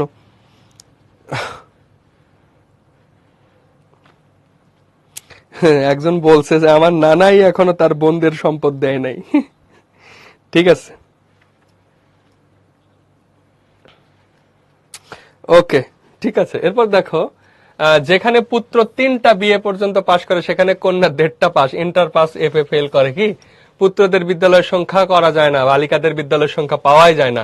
যে ছলে ভ্রাতা শামসুল উলামা সে স্থলে ভাগিনী নজমুল উলামা হইয়াছেন কি? মানে উলামাদের উলামা ওলামা হয়েছে বা হুজুর হয়েছে, নারী কি তার বোন কি সেরকম কি নজম উল উলামা হয়েছে? তাহাদের অন্তপুর গগনে অসংখ্য নজমুন্নেসা শামসুন্নেসা শোভা পাইতেছে বটে, কিন্তু আমরা সাহিত্য গগনে নজমুল উলামা দেখতে পাই না।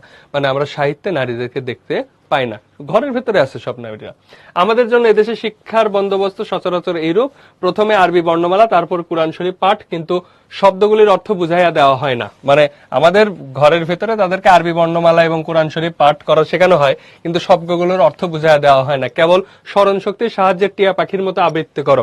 অর্থাৎ তোমরা যে সূরা পড়ো, আলহামদুলিল্লাহি রাব্বিল আলামিন আর রহমানির রহিম মালিক ইয়াউমিদ্দিন ইয়াকা নাবুদু ইয়াকা নাস্তাইন, তো তুমি যখন এগুলো উচ্চারণ করো তুমি কিন্তু এগুলোর অর্থ জানো না। টিয়া পাখির মতো যদি মুখস্থ করো, ম্যাক্সিমাম ক্ষেত্রে কুল হু আল্লাহু আহাদ তুমি যখন উচ্চারণ করো, তুমি কি জানো এটার অর্থ কি? হ্যাঁ, কিংবা এই যে তোমরা যে জানো না, এই না জানাটা কি? টিয়া পাখির মতো তাদেরকে মুখস্থ করায়। কোন পিতার হিতৈষণার মান মাত্রা বৃদ্ধি হইলে তিনি দুহিতাকে হাফেজা করিতে চেষ্টা করেন। হিতৈষণা মানে কি? তার উপকার করার স্পৃহা যদি থাকে তাহলে তিনি কি করেন? দুহিতাকে হাফেজা করার চেষ্টা করেন। সমুদয় কোরআন খানি যাহার কণ্ঠস্থ থাকে, মানে পুরো কোরআন তার মুখস্থ থাকে, তিনিই হাফেজ। আমাদের আরবি শিক্ষা ওই পর্যন্ত। পারস্য এবং উর্দু শিখিতে হইলে প্রথমেই করিমা ববখসা এ বরহালে মা এবং একেবারে উর্দু বানাতস নাসপর, একে আকার ইকার নাই, এতে আবার কোনো সহজ পাঠ্যপুস্তক পূর্বে পড়া হয় নাই। সুতরাং পাঠের গতি দ্রুতগামী হয় না। অনেকেই ওই কয়খানি পুস্তক পাঠ শেষ হওয়ার পূর্বেই কন্যা জীবন শেষ হয়। বিবাহ হইলে বালিকা ভাবে যা হোক পড়া হইতে রক্ষা পাওয়া গেল। কোন কোন বালিকা রন্ধন এবং সূচিকর্মে সুনিপুণা হয়। বঙ্গদেশেও বালিকা দিগকে রীতিমতো বঙ্গভাষা শিক্ষা দেওয়া হয় না। কেহ কেহ উর্দু পড়িতে শিখে, কিন্তু কলম ধরিতে শিখে না। ইহাদের উন্নতির চরম সীমা সলমা সলমা চুমকির কারুকার্য, উলের জুতা মোজা ইত্যাদি প্রস্তুত করিলে শিক্ষা পর্যন্ত। অর্থাৎ আমাদের আমাদের যে নারী শিক্ষা, এই নারী শিক্ষার যে বিষয়টা, এই নারী শিক্ষার বিষয়টা বেশি দূর পর্যন্ত অগ্রগতি হয় না।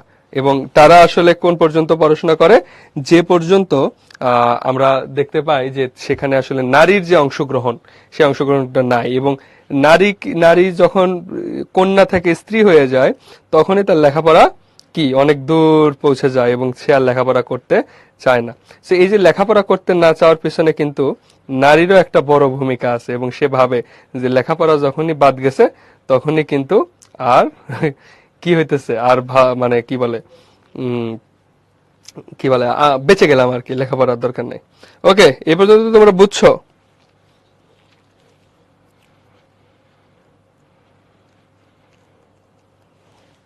ওকে, ঠিক আছে। প্রথমেই করিমা ববখসা এ বরহালে মা, একেবারে উর্দু বানাতস নাস। আচ্ছা, এটার অর্থ জানো? করিমা ববখসা এ বরহালে মা, এটার মানে হলো আল্লাহ আমাদের এই অবস্থা করে দিয়েছেন। ঠিক আছে, করিম বা আল্লাহ আমাদের এই অবস্থা দিয়েছেন, মানে তারা ধরেই নেই যে আল্লাহ আমাদের এই অবস্থা দিয়েছেন। আল্লাহ আমাদের এ অবস্থা দিয়েছেন। এই তো আলিফা ভাইয়া আমার নাম বলেন। ঠিক আছে, বললাম। ঠিক আছে, তাহলে দেখো যে এখানে কিন্তু আমরা যে বিষয়গুলো দেখলাম, সেখানে কিন্তু পুরোটাই আমরা খেয়াল করি।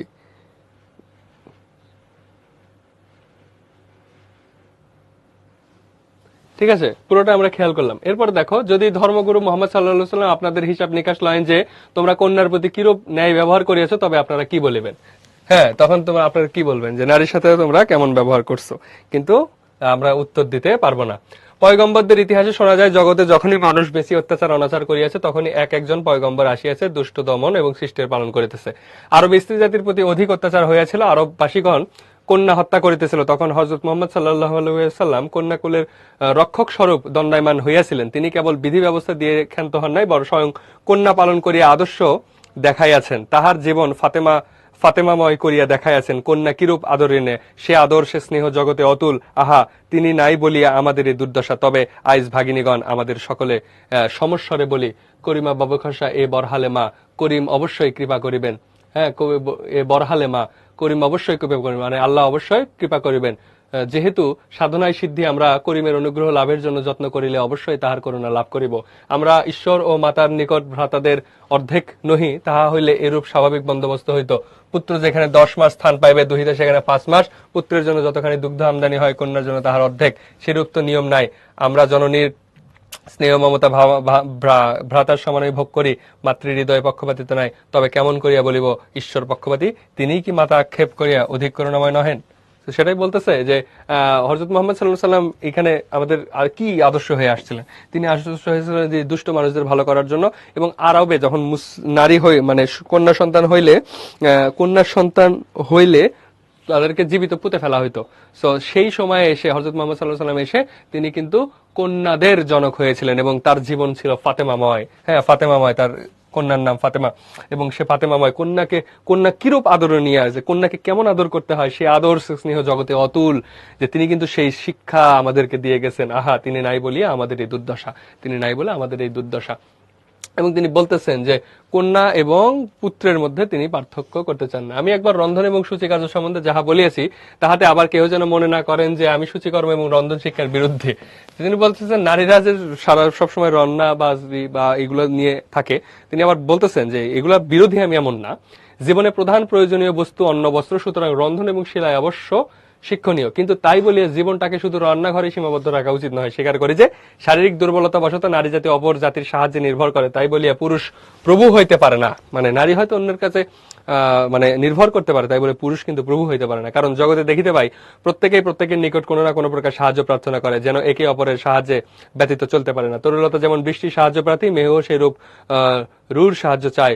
জল বৃদ্ধির নিমিত্ত নদী বর্ষার সাহায্য পায়, মেঘ আবার নদীর নিকট ঋণী।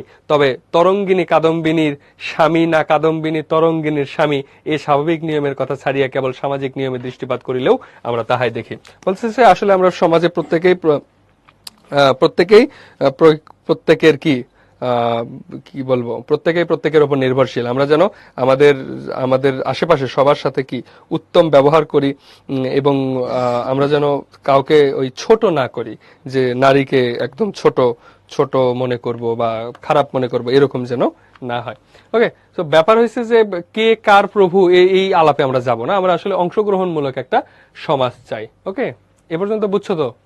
এরপর দেখো, কেহ সূত্রধর কেহ তন্তু বা ইত্যাদি। একজন ব্যারিস্টার ডাক্তারের সাহায্য প্রার্থী, আবার ডাক্তারও ব্যারিস্টারের সাহায্য চাহেন। তবে ডাক্তার ব্যারিস্টারের স্বামী বলিব না ব্যারিস্টার ডাক্তারের স্বামী? যদি ইহাদের কেহ কাউকে স্বামী বলিয়া স্বীকার না করেন, তবে শ্রীমতীগণ জীবনের চিরসঙ্গী শ্রীমান দিগকে স্বামী ভাবিবেন কেন? এখানে স্বামী বলতে প্রভু বুঝাইতেছে যে ডাক্তার তো উকিলের কাছে যাইতে পারে, ব্যারিস্টারের কাছে যাইতে পারে, আবার উকিলও তো ডাক্তারের কাছে আসতে পারে। তাই বলে কি একজন আরেকজনকে স্বামী বলে? তুমি যখন ডাক্তারের কাছে যাই সাহায্য প্রার্থনা করতেছো, তোমার বিপদে লাগতেছে, তখন কি তারা স্বামী বলতেছো? ব্যাপারটা এমন যে আপনি আপনার হেল্প যদি কেউ করে বা আপনি যদি কারোর উপর নির্ভরশীল হন, তার মানে এই না যে সে আপনার প্রভু। তো এখানে বলতেছে স্ত্রীরা স্বামীর উপর নির্ভরশীল, আবার স্বামীরাও স্ত্রীর উপর নির্ভরশীল, কিন্তু কেউ কাউকে স্বামী বলার দরকার নাই। একটা সহনশীল এবং অংশগ্রহণমূলক সোসাইটি দরকার, এবং নারীদেরকে সেক্ষেত্রে অগ্রণী ভূমিকা পালন করতে হবে। আমরা উত্তমাধ্যম, তাহারা নিকৃষ্টার্থ। আমরা অর্ধাঙ্গী, তাহারা অর্ধাঙ্গ। অবলার হাতেও সমাজের জীবনের মরণের কাঠি আছে, যেহেতু না জাগিলে সব ভারত ললনা, এ ভারত আর জাগিতে পারিবে না।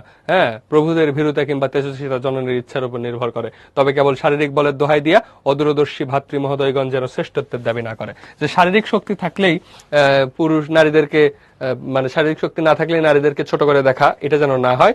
বরং এই যে বলছে না জাগিলে সব ভারত লড়না, এই ভারত আর জাগিতে পারিবে না। যে ভারতের নারীরা যদি না জাগে, তাহলে এই ভারত আর জাগতে পারবে না। তখন যখন 1880 সালে, তখন তো এই বাংলাদেশ, ভারত, পাকিস্তান আলাদা রাষ্ট্র ছিল না, এই জন্য ভারত শব্দটা ব্যবহার করছে। প্রভুদের ভীরতা কিংবা তেজস্বিতা জননীর ইচ্ছার উপর নির্ভর করে, মানে একজন পুরুষ তেজস্বী হবে নাকি একজন পুরুষ ভীরু হবে, সেটা তার মায়ের উপর ডিপেন্ড করে। আমরা পুরুষের ন্যায় সুশিক্ষা এবং অনুশীলনের সম্যক সুবিধা না পাওয়ায় পশ্চাতে পড়িয়া আছি। সমান সুবিধা পাইলে আমরাও কি শ্রেষ্ঠত্ব লাভ করিতে পারিলাম না? আর শৈশব আত্মনিন্দা শুনিতেছি এখন, তাই আমরা অন্ধভাবে পুরুষের শ্রেষ্ঠত্ব স্বীকার করি এবং নিজেকে অতি তুচ্ছ মনে করি। অনেক সময় হাজার হোক বেটা ছেলে বলিয়া বেটা ছেলেদের দোষ ক্ষমা করিয়া অন্যায় প্রশংসা করি, এই তো ভুল। তো বলছে ছেলেদেরকে আসলে এক্সট্রা আদর করা হয়, এক্সট্রা অ্যাডভান্টেজ দেওয়া হয়। এই অ্যাডভান্টেজ যেন আমরা না দেই, আমরা যেন পারফেক্টলি জাজ করি। আমি ভগিনীদের কল্যাণ কামনা করি, তাহাদের ধর্মবন্ধন বা সমাজবন্ধন ছিন্ন করিয়া তাহাদিগকে একটা উন্মুক্ত প্রান্তরে বাহির করিতে চাহি না। মানসিক উন্নতি করিতে হইলে হিন্দুকে হিন্দুত্ব বা খ্রিস্টানকে খ্রিস্টানি ছাড়িতে হইবে, এমন কোনো কথা নাই। আপন আপন সম্প্রদায়ের পার্থক্য রক্ষা করিয়াও মনটাকে স্বাধীনতা দেওয়া যায়। আমরা যে কেবল উপযুক্ত শিক্ষার অভাবে অবনত হইয়াছি, তাই বুঝিতে এবং বুঝাইতে চাই। তো এখানে বলতেছে যে আপনি যদি মানে নিজের কি বলে নিজেকে চেষ্টা করেন,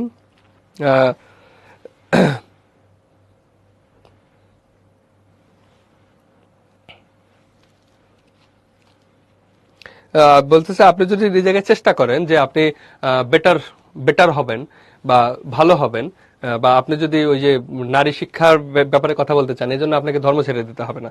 তিনি ধর্মের মধ্যে থেকেই এটা কি বলে ধর্ম শিক্ষার মধ্যে থেকে আপনি এটা করতে পারেন। এবং তিনি বলতেছেন অনেকে হয়তো ভয় পেয়ে আছেন যে বোধ হয় একটা পত্নী বিদ্রোহের আয়োজন করা হয়েছে, অথবা ললনাগণ দলে দলে উপস্থিত হইয়া বিপক্ষকে রাজকীয় কার্যক্ষেত্র হইতে তাড়াইয়া দিয়ে সেই পদগুলি অধিকার করিবেন।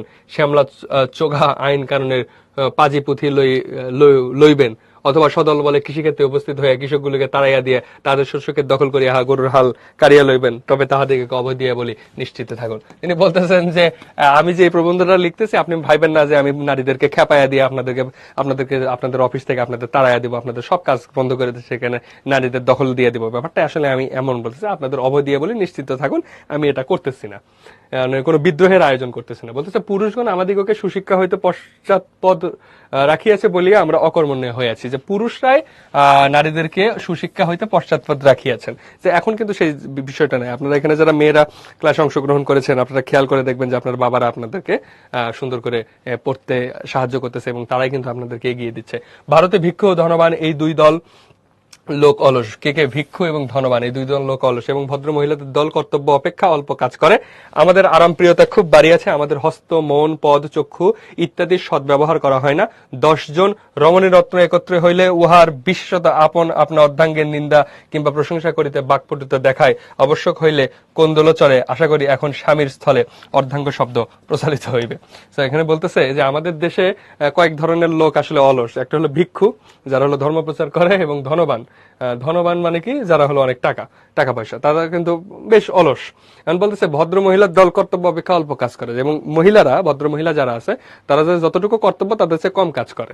তো আমাদের আরাম প্রিয়তা খুব বাড়িয়েছে, যে আমাদের আরাম বেড়ে গেছে, আমাদের হস্ত মন পদচক্ষু ইত্যাদি সদ্ব্যবহার হয় না, যে আমাদের হাত মন পা এবং চোখ এগুলোর উত্তম ব্যবহার হয় না। 10 জন রমণী একত্র হলে উহার বিশেষত আপন আপন অর্ধাঙ্গের নিন্দা কিংবা প্রশংসা করিয়া বাকপটুতা দেখায়। 10টা মেয়ে যদি এক জায়গায় হয়, সেখানে কি হয়? একজন আরেকজনের স্বামীর দোষ কিংবা গুণের কথা বলে নিজেদের বাকপটুতা দেখায়, অর্থাৎ কথা বলা দেখায় যে আমি ভালো কথা বলতে পারি। সেটা কি বলে? তার স্বামীর দোষ এবং নিন্দা করে, যে অর্ধাঙ্গ। আবশ্যক হইলে কোন্দল চলে, মানে কখনো যদি গেঞ্জাম লাগে তাহলে দেখবো ঝগড়াও লেগে যায়। আশা করি এখন স্বামীর স্থলে অর্ধাঙ্গ শব্দ প্রচলিত হইবে। তিনি বলতেছে যে এখন হয়তো যে স্বামীর জায়গায় যে স্বামী শব্দটির বিপরীতে অর্ধাঙ্গ এই শব্দটা ব্যবহৃত হবে। ওকে, বুঝছো তোমরা? রোকেয়াকে জাহেলিয়াতের যুগে পাঠানো উচিত ছিল, তাহলে কি হইতো বলো?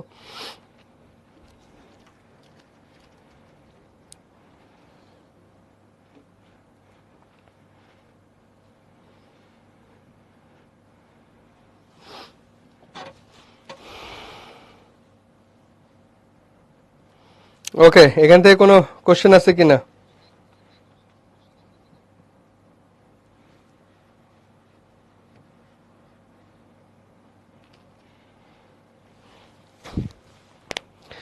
ওকে, অন্তপুর মানে হলো ঘরের ভেতরে, কোন্দল মানে হলো ঝগড়া।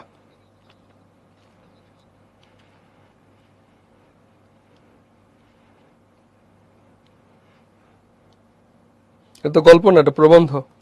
সামিয়া বলছে আপনারা কয় ভাই বোন? 2 ভাই। শ্যামলা কি? কই শ্যামলা?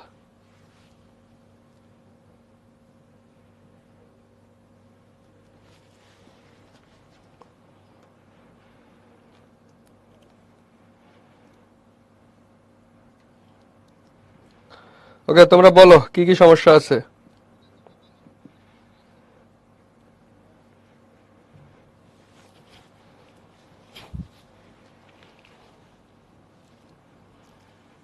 ও পিয়াস, হ্যাঁ তৃতীয় লাইনে। ও আচ্ছা, শ্যামলা। আরে শ্যামলা এখানে হয়েছে আইন কানুনের প্রতি। শ্যামলা মানে হয়েছে পাগড়ি। পাগড়ি মানে পুরুষরা যে ড্রেস পরে তখন অফিস আদালত করতো, সেটাকে বলা হয় শ্যামলা। হ্যাঁ, ঢোলা জামা বিশেষ। স্ত্রীরা তো এটা কেড়ে নিয়ে তাদের অফিস দখল করে, ব্যাপারটা এমন না। কোন্দল মানে ঝগড়া। কোন্দল মানে ঝগড়া। এই কই, কোন্দল মানে কি?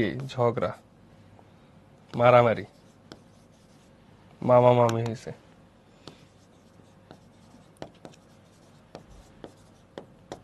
ওকে, সো এই যে অবলা জাতি, হ্যাঁ, পারস্য ইরান বললাম তখন, ছত্র মানে ছাতা বিলাতি, হ্যাঁ, এগুলো পড়বা, এগুলো সবগুলো পড়বা। শব্দার্থগুলা এই যে বোধোদয়, তখন বললাম বোধোদয় পর্যন্ত, এই যে শিশু শিক্ষা আর কি, সরিয়া সরিয়া পড়ায় আর কি, ক খ শেখায়।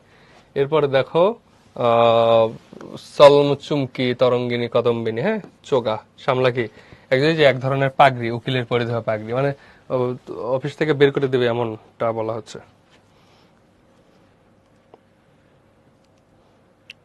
ওকে ভাইয়া, এই পুরো প্রবন্ধ কি এত প্যারাডক্সিক্যাল কেন? লাইক উনি একবার এক কথা বলে তো অন্য জায়গায় অন্য কথা বলে। আহ যে আছে যা বুঝছে আর কি তাই লিখছে, আমরা তো পড়ার কার আমরা পড়বো, এইগুলো পড়ো, ঠিক আছে। সৃজনশীল দেখো, রেনু ও রাজু একই পিতা মাতার সন্তান, কিন্তু তাদের পিতা মাতা রাজুকে রেনু অপেক্ষা বেশি আদর যত্ন করে। 2 ভাই বোন খেতে বসলে বড় ভাগটা রাজু পায়। রাজু কোনো অপরাধ করলে তার পিতা বেটা ছেলে বলে আমলে নেয় না। রাজুর জন্য গৃহশিক্ষক থাকলেও রেনুর জন্য তার রাখা হয়নি। রেনু যতই বয়প্রাপ্ত হচ্ছে, পিতামাতা তার বিয়ে দেওয়ার জন্য ততই ব্যাকুল হয়ে উঠছে। তো রেনু আপত্তি করলে তার মা বলেন, মেয়েদের তো লেখাপড়া শিখে কাজ নেই, বরং ঘরদোর সাজানো গোছানো, সোয়েটার বুনন এবং রান্না করা শিখে নিলেই তো কাজ হবে। ওকে, হ্যাঁ, উদ্দীপক পরে বুঝছি। শমস উল উলামা অর্থ কি বলো? শমসুল উলামা অর্থ কি? শমসুল উলামা কে পারে দেখি?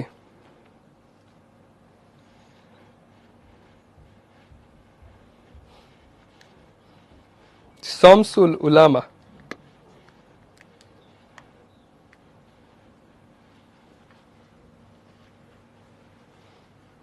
এটা একটা উপাধি, জ্ঞানী ব্যক্তিদের উপাধি।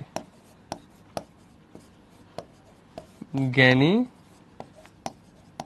ব্যক্তিদের উপাধি। আর আমরা যদি এমনি বলতে পারি, এও বলতে পারি যে মানে ওই কি বলে, জ্ঞানীদের মধ্যে সূর্য আর কি। জ্ঞানীদের মধ্যে সূর্য। সো এগুলা কিন্তু শব্দার্থ টিকাতে ভালো করে আছে।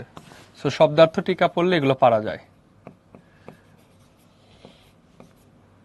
শব্দার্থ টিকা ভালো করে পড়বা। ওকে, স্বামীর স্থলে অর্ধাঙ্গ শব্দটি প্রচলিত হওয়ার যৌক্তিকতা বর্ণনা করো। কেন এটা বলছে আমরা বলছি যে স্বামী কেন, এবং স্বামী কেন তাকে বলা হচ্ছে। স্বামীর স্থলে অর্ধাঙ্গ বললে কেন হবে? স্বামী অর্থ প্রভু, এবং অর্ধাঙ্গ বললে আসলে তারই অর্ধেক, এরকমই হচ্ছে। অর্ধাঙ্গী যদি হয়, স্বামীকে অর্ধাঙ্গ বলা যায়। কারণ এখানে স্বামী বললে আসলে যে প্রভু, ওই ব্যাপারটা হয়ে যায়। যে ডাক্তার যখন উকিলের কাছে যায়, তখন তো ডাক্তার উকিলকে স্বামী বলে না, কারণ সে তার উপর নির্ভর করলেই যে স্বামী হয়ে যাবে ব্যাপারটা এমন না। এরপর দেখো যে নারীর যে অবস্থা ফুটে উঠেছে, অর্ধাঙ্গী প্রবন্ধের আলোকে ব্যাখ্যা করো। সমকালীন প্রতিক্রিয়াশীল সমাজের মনোভাবের সমান্তরাল, এগুলো তোমরা ব্যাখ্যা করলেই পারবা। সো আশা করি এগুলো তোমাদের সমস্যা হবে না। শমসুল উলামা অর্থ কি? অবরোধ প্রথা কি? অর্ধাঙ্গ প্রবন্ধ অবলম্বনে স্ত্রী বিদ্যার দৌড় কি পর্যন্ত? কোন দেশের মহিলাদের পর্দা মোচনের কথা বলা হয়েছে? নারীকে শিক্ষা দেওয়ার জন্য কাকে আদর্শ রূপে দেখানো হয়? কোন সমাজে স্ত্রী শিক্ষার যথেষ্ট সুবিধা আছে? অর্ধাঙ্গী প্রবন্ধের লেখিকা কোন সম্পত্তিকে অপার্থিব বলেছেন? বলো, এগুলো তোমরা পারবা কিনা দেখি, বলো তো।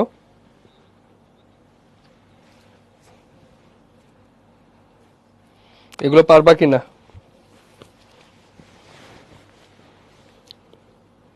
পারবা?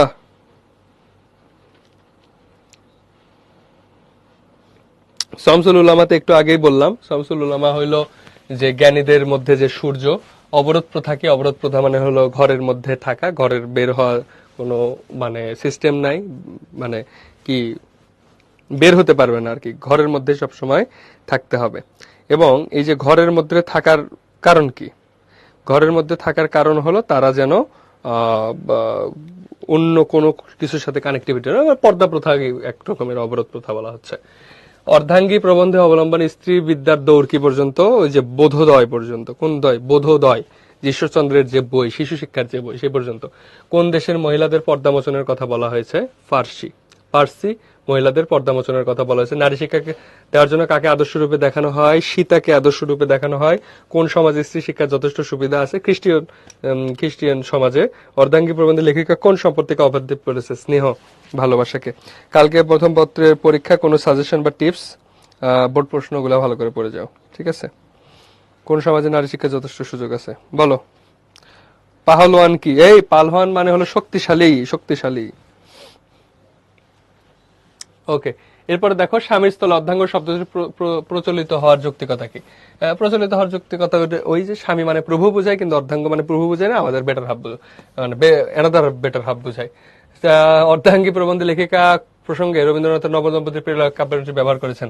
হ্যাঁ, কোন প্রসঙ্গে বলেছেন? ওই যে স্বামী স্ত্রীর ভেতরে যে একটা ইমব্যালেন্স, মেন্টাল ইমব্যালেন্স, যে স্বামী একভাবে চিন্তা করে, স্ত্রী একভাবে চিন্তা করে, এটাই আসলে রবীন্দ্রনাথের ওই যে নবদম্পতির প্রেমালাপ, এই কাব্যটি ব্যবহার করা হয়েছে। এই জন্য তাই বলিয়া পুরুষ প্রভু হইতে পারে না, ব্যাখ্যা করা। ওই যে কেউ কারো উপর ডিপেন্ডেন্ট হইলে তাকে আবার স্বামী বলতে হবে, প্রভু বলতে হবে, বাট এমন না। নারীও পুরুষের উপর ডিপেন্ডেন্ট, পুরুষও নারীর উপর ডিপেন্ডেন্ট। সো দুই দিক থেকেই চিন্তা করতে হবে, সো একদিক থেকে চিন্তা করলে হবে না। মানসিক দাসত্ব বলতে বেগম রোকেয়া কি বলেছেন, ওই যে মানসিক দাসত্ব বলতে ওই যে পুরুষ যা বলে তাই, তার নিজের কোনো মতামত নাই, পুরুষ খারাপ বললে খারাপ, ভালো বললে ভালো, কিন্তু তারও উচিত যে জিনিসটাকে মানে একটা কম্প্রোমাইজিং, দুই দিক থেকে যেন কম্প্রোমাইজিং বিষয়টা থাকে। গোড়া পর্দা প্রিয় ভগ্নীদের উদ্দেশ্যে লেখিকা কি বলেছেন, তিনি ওই যে বলেছেন, কি বলছেন বলো? গোড়া পর্দা প্রিয়, একদম শুরুতে কিন্তু আমরা বলছি যারা একদম গোড়া পর্দা প্রিয়,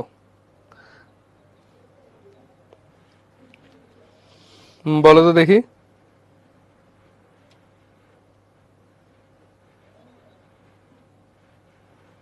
তিনি বলছেন যে আমি এই যে পর্দা প্রথার বিরুদ্ধে আসলে দ্বন্দ্বায়মান হই নাই, তাই না?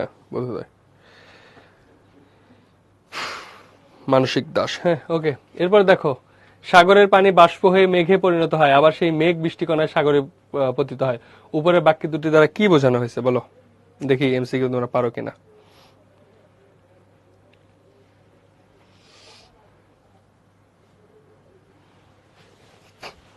বলো, কি হবে?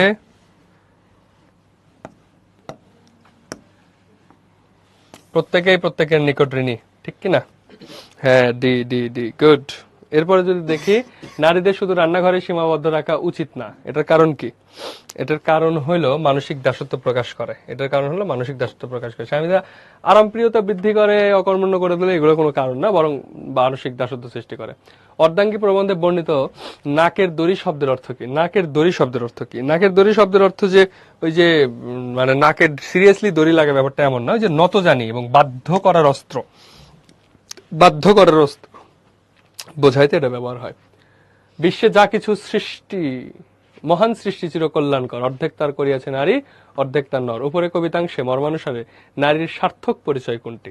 বলো, নারীর সার্থক পরিচয় কোনটি? নারীর সার্থক পরিচয় হলো অর্ধাঙ্গী, যে বেটার হাফ, সব সময় তারা কি বলে একটা পার্টে পার্টিসিপেট করে আর কি। এরপরে যদি দেখি, এটাই যে সামাজিক কল্যাণ সাধনে বেগম রোকেয়ার কোন আহ্বানটির সঙ্গে উপরে কবিতাংশটি মিল আছে? নারীর মানসিক দাসত্ব মোচন, যথাযথ সম্মান প্রতিষ্ঠা, নারীকে পুরুষের সমকক্ষ করা, নারী পুরুষের সম্মিলিত প্রচেষ্টা। বলো কোনটা হবে? এটার উত্তর হবে ডি, কারণ এখানে তিনি নারী পুরুষের যে সম্মিলিত প্রচেষ্টা সেই জিনিসটা বোঝাচ্ছেন। আমরা স্বামীর দাসী নহি, অর্ধাঙ্গী বলতে রোকেয়া সাকাত হোসেন বলতে চেয়েছেন কি? হ্যাঁ, তোমরা উত্তর করো দেখি, তিনি কি বলতে চেয়েছেন? হুম, এখানে তিনি বলতে চেয়েছেন স্ত্রী জাতির পুরুষের অর্ধাংশ। হ্যাঁ, না, এটা বলতে চান নাই। স্ত্রী জাতি পুরুষের সুখ দুঃখ সমভাগিনী। হ্যাঁ, স্ত্রী পুরুষ পরস্পর সহচরী। গুড। এই যে দুইটা বলছেন, উত্তর হবে সি। তোমরা যারা সি, অনেকে আবার উল্টাপাল্টা উত্তর দিচ্ছ, ঠিক আছে, আমি যেটা দাগাই দিচ্ছি এটা মাথার মধ্যে রাখো। আমি কি চিন্তা করে দাগাইলাম বুঝছো তো? স্ত্রী জাতি পুরুষের অর্ধাংশ, এইটার সাথে এটার সম্পর্ক নাই, বরং এটার সাথে সম্পর্ক হইল যে পুরুষের সুখ দুঃখের ভাগিনী, মানে ভাগ করে নিবে আর কি।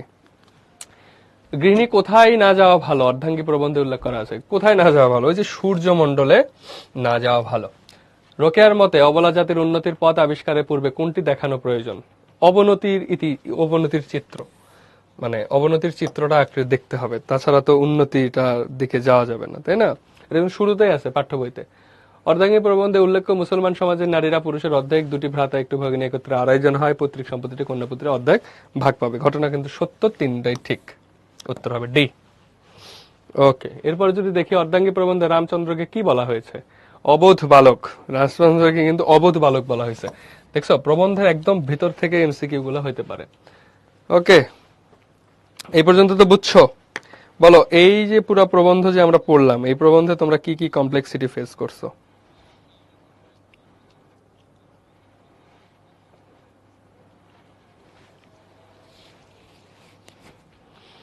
নো ব্রেক, ক্লাস শেষ করে দেব, সমস্যা নেই, ব্রেকের দরকার নেই। এই ব্রেক দিব না ক্লাস শেষ করে দেবো বলো?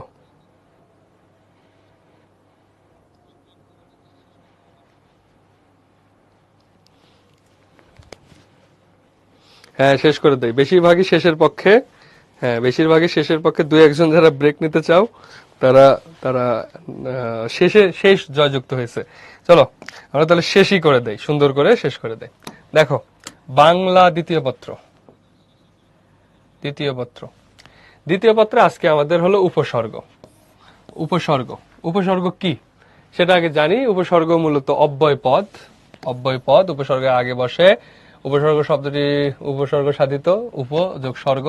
উপসর্গের অর্থে বাচকতা, নিজের কোনো অর্থ নেই তবে অর্থদ্যোতকতা, অর্থাৎ অন্য শব্দের সাথে বসে অর্থে পরিবর্তন করতে পারে। উপসর্গ শব্দটির ব্যুৎপত্তিগত অর্থ আগের অধ্যায় এবং ব্যবহারিক অর্থ রোগের লক্ষণ, তাই অর্থানুসারে উপসর্গ শব্দটি রুড়ি।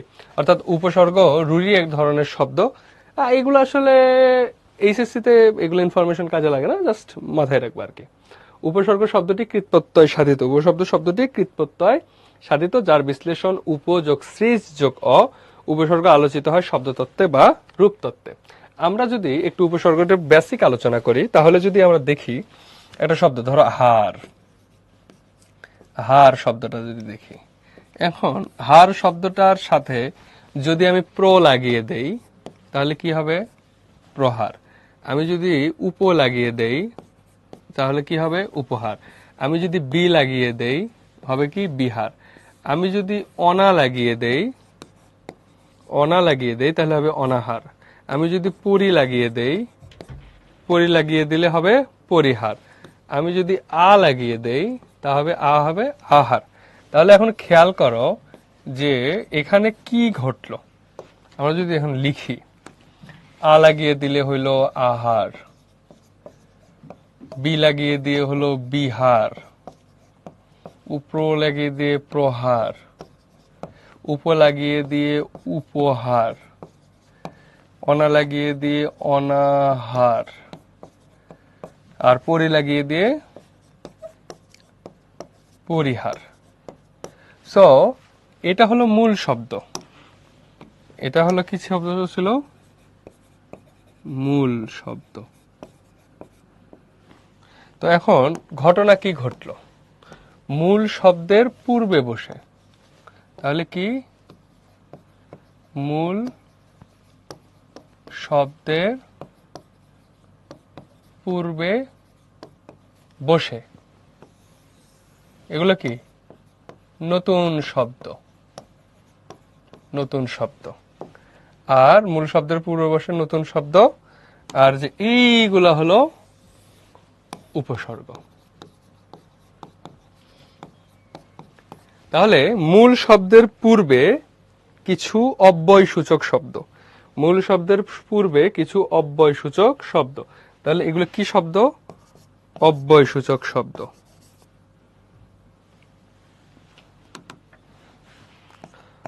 অব্যয় সূচক শব্দ।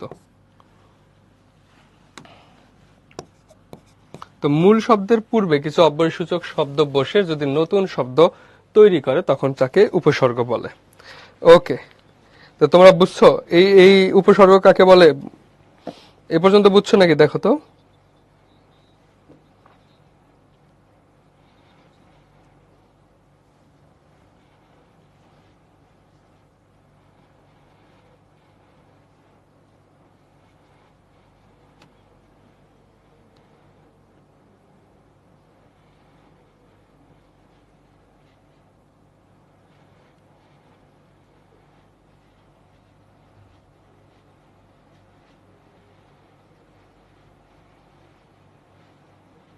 ওকে, যদি হয় তাহলে ঠিক আছে।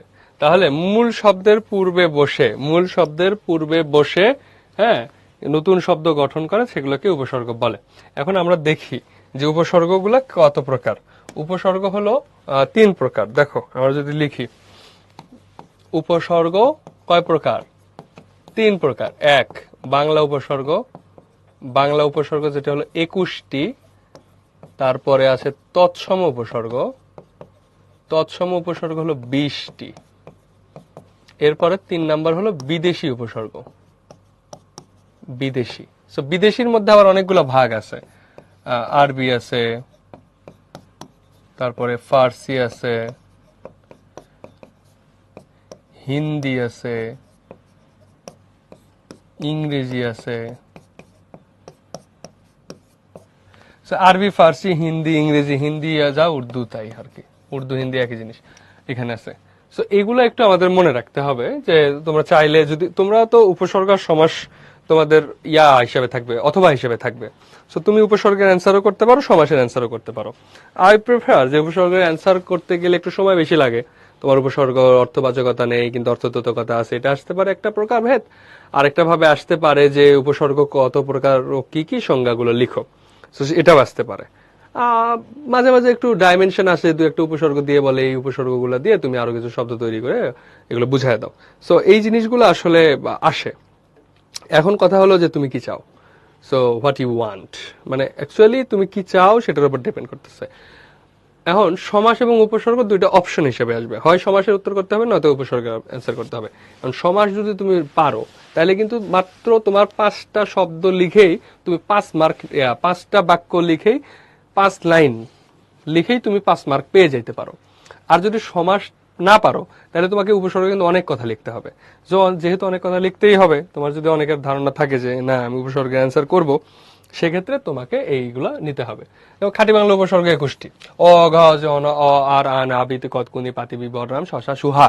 তো তুমি এটা স্মুথলি মনে রাখতে পারবা। এরপর দেখো মনে রাখার কৌশল, আদর বিনি তুই আমার অজপাড়া গায়ের অসা ভরসা রাম ছাগলের অনাচার কুকথা। সো এগুলা দিয়েও মনে রাখতে পারো, অথবা তুমি ডিরেক্ট মুখস্থ করতে পারো, অ ঘা অজ অনা আ আর আন আবিতি কতকুনি পাতি বিবররাম শশা সুহা। তুমি একটা টান মেরে এটা মুখস্থ করে ফেলতে পারো। সো চয়েস ইজ ইয়ার্স, তুমি কোনটা করবা। সো এইটা খাঁটি বাংলা উপসর্গ। খাঁটি বাংলা উপসর্গ 21টা, তৎসম 20টা। বিদেশির মধ্যে আরবি আছে, আরবি কেউ বলে 4টা, কেউ বলে 5টা, কোথাও ফার্সি আছে 10টা, ইংরেজি একটা ধরে, ইংরেজি আছে 4টা। সো এগুলো একটু মুখস্থ করতে হবে যদি তুমি সমাসের উত্তর না করো। এমন দেখো আমাদের উপসর্গ দিয়ে শব্দ গঠন, অশব্দ দিয়ে যে শব্দগুলো আছে, হ্যাঁ এগুলো তোমার সবগুলো মুখস্থ করতে হবে ব্যাপারটা এমন না, কারণ পরীক্ষায় তোমার এগুলো এতগুলো আসবে না। এবং নিন্দিত অর্থে দিতেছে, অভাব অর্থে দিতেছে, ক্রমাগত অর্থে দিতেছে, এগুলো এইচএসসি তে লাগবে না। কিন্তু তুমি যদি এগুলো পড়ো তোমার পরবর্তীতে অ্যাডমিশনেও কাজে লাগতে পারে। আবার এইচএসসি তে যদি অনেক সময় আসে যে অঘা অশব্দ দিয়ে কয়েকটি 5টি মানে অশব্দ উপসর্গ দিয়ে 5টি শব্দ লেখো দোতনা সহ, তখন কিন্তু তোমার আবার লাগতে পারে। সো তোমার চয়েস থাকতে হবে কি করবা। ওকে,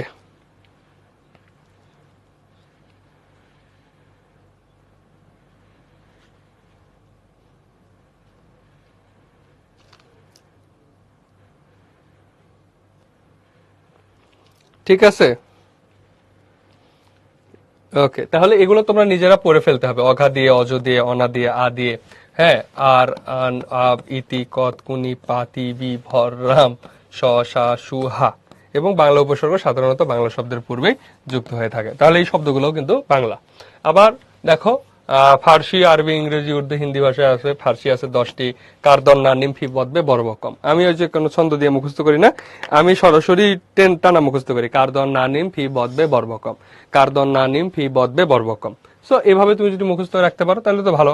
আবার যে মনে রাখার কিছু উপায়ও আমরা দিয়ে রাখছি, যে ফার্সি দেশে বর বলেছে ফি বছরও বদনিমের দরকার কমবে না, হ্যাঁ, বদনিমের দরকার কমবে না। সো এটা দিয়েও তুমি মনে রাখতে পারো। আর আমার মতো যদি মনে রাখতে চাও কারদন না নিম ফি বদবে বর্বকম, তাহলে এটাও হবে। যে এটা কেমনি মনে রাখি আমি, আমি মনে রাখি ধরো এটা তুমি অনেক হিন্দি শব্দ, উর্দু শব্দ পারো না, ও পারো, এরকম একটা মনে রাখো, কারদন না নিম ফি বদবে বর্বকম, তার মানে কি তুমি কোথায় গিয়েছিলে। ওকে, তো এইগুলা ফার্সি উপসর্গ দিয়ে কিভাবে দোতনার সৃষ্টি হয় এবং উদাহরণগুলো এগুলো দেয়া আছে। এগুলা আসলে তোমার পরীক্ষায় আসবেই ব্যাপারটা এমন না, তোমার অপশন থাকবে। এই ধরনের জিনিসগুলো তোমরা একটু নিজে নিজে পড়ে ফেলবা, আরবি উপসর্গ দিয়ে, ইংরেজি উপসর্গ দিয়ে, ইংরেজি উপসর্গ, উর্দু উপসর্গ দিয়ে যে শব্দগুলো আছে, বিশেষ করে দোতনা, অর্থ দোতনা তৈরির যে বিষয়গুলো, বিশেষ করে সাধিত শব্দ কি আর দোতনা অর্থ কি। গড়, গড় হাজির এখানে বিপরীত অর্থ দিচ্ছে। দর দিয়ে দর দালান, মধ্যস্থ অর্থ দিচ্ছে। দর কাঁচা, এখানে সামান্য অর্থ দিচ্ছে। সো এই যে কি অর্থ দোতনা সৃষ্টি করতেছে, এগুলো একটু আমাদের মানে মাথার মধ্যে রাখতে হবে। আর উপসর্গ চেনার মানে বের করার কৌশলটা কি, যে একটা শব্দের মধ্যে উপসর্গ আছে কিনা এটা কিভাবে বুঝবো। যেমন দেখো, শব্দ থেকে উপসর্গ নির্ণয়ের জন্য সন্ধির নিয়মগুলো ভালো করে জানা আবশ্যক। তবে কিছু মাথায় রাখতে হবে যে প্রদত্ত শব্দটি থেকে মূল শব্দ আলাদা করতে হবে। যদি তুমি একটা শব্দ সুনাম, সুনামের তোমার যদি মনে হয় যে সুনা বা সু হইল মূল শব্দ আর ম হইল যুক্ত হয়েছে, ব্যাপারটা এমন যেন না হয়, যেখানে নামটা যেন বুঝতে পারো। আবার সুখবর, খবরটাই প্রধান, এখানে সু হলো উপসর্গ। তো তোমার কিন্তু এগুলো একটু মাথার মধ্যে রাখতে হবে এবং সন্ধিটা জানতে হবে। যেমন জ ফালা থাকলে রস্বইকার হবে, যেমন বি যোগ অর্থ ব্যর্থ, আর বিটা কিন্তু উপসর্গ। আবার উপসর্গ সাধিত শব্দে নাসিক্য বর্ণ উ ইয় ন ন ম অনুসার থাকলে এর পরিবর্তে ম হবে, যেমন সম যোগ হার, সংহার, সমযোগ জম সংযোগ, এখানে কিন্তু সম উপসর্গ। সন্নিহিত, সমযোগ নিযোগ হিত। তাহলে এই যে তোমার যদি সন্ধি ঠিক মতো জানা থাকে তাহলে পারবা। এখন কথা হলো যে এগুলো কোথায় কাজে লাগে, তাই না? এগুলো কোথায় কাজে লাগে? অনেক ক্ষেত্রে লাগে, অনেক ক্ষেত্রে আবার লাগে না। তবে এই যে উপসর্গ বের করতে হবে শব্দের মধ্যে থেকে, এগুলো অনেক সময় লাগে না, ঠিক আছে? তবে একাধিক উপসর্গে গঠিত কিছু শব্দ দেখো, এগুলো অনেক সময় বিশ্ববিদ্যালয় ভর্তি পরীক্ষায় আসে, যে সমভিব্যাহার। হ্যাঁ, এই শব্দের মূল অংশ কি, বা এই শব্দে কয়টি উপসর্গ আছে? দেখো এখানে উপসর্গ আছে 1 2 3 4, চারটে উপসর্গ আছে। বা অতি ব্যস্ত, অতি ব্যস্তই কয়টা উপসর্গ আছে? অস্ত, বি অতি যোগ বি যোগ অস্ত, তো এটা হলো তিনটা উপসর্গ আছে। সো এগুলো কিন্তু ম্যাক্সিমাম ক্ষেত্রেই অ্যাডমিশনের জন্য আমাদের আমাদের মানে কলেজ এবং বোর্ড পরীক্ষায় কেমন প্রশ্ন হয় সেটা জাস্ট দেখো। এগুলো হলো বোর্ড পরীক্ষার প্রশ্ন। উপসর্গ কাকে বলে, উপসর্গের প্রয়োজনীয়তা আলোচনা করো, উপসর্গের সংজ্ঞার্থ লেখো, বাংলা শব্দ গঠন উপসর্গের ভূমিকা লেখো, বাংলা ভাষায় উপসর্গের প্রয়োজনীয়তা ব্যাখ্যা করো। দেখো Dhaka board, Sylhet board, Comilla board 25 সাল, রাজশাহী বোর্ড 25, 24, 24, 23। সো আরো এর আগের বছরগুলোতেও আমরা এই টাইপের জিনিসই দেখছি। সো এই টাইপের প্রশ্নই সবসময় হয়। উপসর্গের সংজ্ঞার্থ লেখো, বিদেশি উপসর্গ ব্যবহার করে 5টি শব্দ গঠন করো। তা উপসর্গ শব্দার্থ এবং বিদেশি শব্দ গঠন উপসর্গ ব্যবহার করে 5টি শব্দ দেখো। দিনাজপুর বোর্ড 25 এবং 24। তুমি যদি উপসর্গ থেকে প্রশ্ন করতে চাও, মানে উত্তর করতে চাও, সেক্ষেত্রে আমাদের এই স্লাইডের যে ইনফরমেশন গুলা, এই কটা যদি তুমি মাথায় রাখো, বিশেষ করে বাংলা তৎসম বিদেশি কয়েকটা যদি মাথায় রাখো, তাহলে ইনশাল্লাহ হয়ে যাবে। আর 4টি বিদেশি উপসর্গের সাহায্যে একটি শব্দ গঠন করে দেখাও। এরপর দেখো উপসর্গের স্বাধীন কোনো অর্থ নেই কিন্তু অর্থদ্যোতনা আছে, এটা সবচেয়ে বেশিবার পরীক্ষায় আসছে। এবং উপসর্গের অর্থবাচকতা নেই, অর্থদ্যোতকতা নেই, এটা সবচেয়ে বেশিবার আসছে। এই একই জিনিসই কিন্তু এই দুটা, যে উপসর্গ, ওই যে তুমি আমি যখন একদম শুরুতে দেখো, আমি যখন এখানে লিখছি, তুমি এটাই আঁকাইতে পারবা, যে হার লিখে আ বি উপ দিয়ে এ পাশে আবার উপসর্গ লিখে তুমি বলবা যে এখানে হারের পূর্বে যে শব্দাংশগুলো আছে, যেটা আ বি প্র উপ অনা বি, এই শব্দগুলো নিজের কোনো অর্থ নেই, কিন্তু হার শব্দের সাথে লেগে এটা কি নতুন শব্দ দিচ্ছে। এই জন্য আমরা বলতে পারি উপসর্গের অর্থবাচকতা নেই কিন্তু অর্থদ্যোতকতা আছে। এবং কি দোতনা সৃষ্টি করে সেটা আমাদের উদাহরণ থেকে দুই একটা দিয়ে দেবা, তাইলেই হয়ে যাবে, কঠিন কিছু না। এই বুঝছো তোমরা? উপসর্গ কিন্তু সমাসের মানে কি বলে, সমাসের কি হিসেবে আসবে, মানে শব্দটা অথবা হিসেবে আসবে, অথবা মনে পড়তে পারতেছিলাম না। ওকে, ক্লিয়ার? জি, হ্যাঁ। আবার দেখো যে ঢাকা বোর্ড 24-এ কি আসছে, উপসর্গ কাকে বলে, উপসর্গের শ্রেণী বিভাগ আলোচনা করো, অথবা উপসর্গ কাকে বলে, উপসর্গ কত প্রকার ও কি কি উদাহরণ সহ আলোচনা করো। সো এগুলোও কিন্তু গুরুত্বপূর্ণ। সো যদি আসে, এগুলোই বেশি আসে। উপসর্গ কাকে বলে, অনুপরি উপসর্গগুলো দুটি করে শব্দ গঠন করো, শেষ। তো তোমাকে সংজ্ঞাটা দিতেই হবে। অল্টারনেটিভ, হ্যাঁ, অথবা হিসেবে আছে, অল্টারনেটিভ হিসেবে আসে। ঠিক আছে রুকসানা, বুঝছি। তাই বা তাজরিন ভাই, আপনার কি পড়াশোনা শেষ? পড়াশোনার কি জীবনে শেষ আছে? দোলনা থেকে কবর পর্যন্ত শুধু পড়তেই হবে।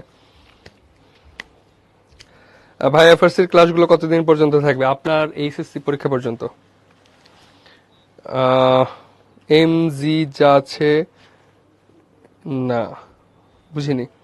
ডান ভাইয়া, ঠিক আছে, ডান। আর কোনো কোশ্চেন আছে আপনাদের? মনের অন্তরের কোনো জিজ্ঞাসা থাকলে বলতে পারেন যে এই জিজ্ঞাসা আছে ভাইয়া।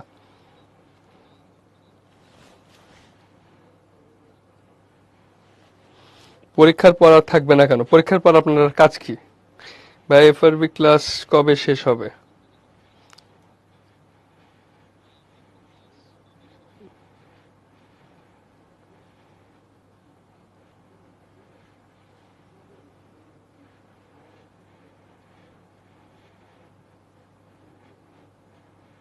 আপনার বাড়ি কুমিল্লা কোন উপজেলা? আমার বাড়ি তো কুমিল্লায় না, আবার কোন উপজেলা হবে? স্যার এগুলা কি মুখস্থ করব? করতে পারলে ভালো। এই প্ল্যাটফর্মটা কই, কিসের প্ল্যাটফর্ম বুঝিনি ভাই। এফআরসি ক্লাসগুলো কতদিন পর্যন্ত থাকবে? আপনার যতদিন পর্যন্ত দরকার হবে ততদিন পর্যন্ত থাকবে, অর্থাৎ এইচএসসি পরীক্ষা পর্যন্ত। তো ঠিক আছে, আমাদের কিন্তু দেখতে দেখতে একদম ক্লাসের শেষ পর্যায়ে চলে আসছি, এবং আমরা বরাবরের মতোই সবসময় চেষ্টা করি যে তোমাদেরকে বোঝানোর। বিশেষ করে আজকে আমরা প্রথম পত্রের যে প্রবন্ধটা পড়েছি এটাই গুরুত্বপূর্ণ ছিল আজকের লেকচারের। উপসর্গ তো জাস্ট, যারা তোমরা তো সমাসী উত্তর করতে চাও বা সমাসী উত্তর করবা, আমি প্রেফার করি সমাস উত্তর করা, কারণ সময়টা কম লাগবে। আমাদের টাইম সেভ করাটা প্রয়োজন। যদি তুমি টাইম সেভ করো তাহলে দেখবা যে তোমার বাকি বিষয়গুলো সহজ হচ্ছে। বাংলায় আমাদের যে 30 মার্কের ব্যাকরণ লিখতে হয়, সেই 30 মার্কটা যদি তুমি মোটামুটি 30 মিনিটের আগেই শেষ করতে পারো, 25 থেকে 30 মিনিটের মধ্যে শেষ করতে পারো, তাহলে তুমি বাকি 70 মার্ক আরাম করে লিখতে পারবা। আর যদি এখানে সামহাও 45 থেকে 1 ঘন্টা লাগিয়ে ফেলো, তাইলে তোমার শেষ। তুমি শেষে দেখবে যে রচনা 10 পেজও লিখতে পারতেছো না, 5 পেজও লিখতে পারতেছো, 5-7 পেজ লিখতেছো। তো 20 মার্ক ক্যারি করার জন্য 5-7 পেজ লিখে এনাফ না। তোমার রচনার জন্য মিনিমাম 1 ঘন্টা 20 মিনিট তোমার হাতে রাখতে হবে। 1 ঘন্টা 20 মিনিট না হলেও অন্তত 1 ঘন্টা ধরে তোমার প্রপারলি একটা রচনা বা প্রবন্ধ লিখতে হবে। আর বাকি জিনিসগুলো তোমাকে মেজার করে লিখতে হবে, ভাব সম্প্রসারণ লিখতে হবে। সারাংশ সারমর্ম লিখা যাবে না, কারণ সারাংশ সারমর্মতে মার্ক ক্যারি করা অনেক কঠিন। তোমরা পড়ো না সারাংশ সারমর্ম, তুমি মনে করো যে বানায় লিখবো। সো অনেকগুলো বিষয় আছে, সেই সামগ্রিক বিষয়গুলো নিয়ে তোমাদের সাথে একটা আলোচনা করা উচিত। আমি নেক্সট ক্লাস ইনশাল্লাহ করবো। আজকে ক্লাসটা এখানেই শেষ করতে চাই। তো তোমরা এই জিনিসগুলো পড়ো, এক্সারসাইজ করো। কোনো প্রবলেম থাকলে আমাদেরকে জানাবা, আমাদের গ্রুপে পোস্ট করতে পারো, অথবা কিউএন্ডএ আছে সেখানে জানাতে পারো। আর আশা করি আজকের ক্লাসটা তোমাদের ভালো লেগেছে। ভালো থেকো, সুস্থ থেকো। তোমাদের সাথে দেখা হবে আবার পরের কোনো এক সময়। আসসালামু আলাইকুম।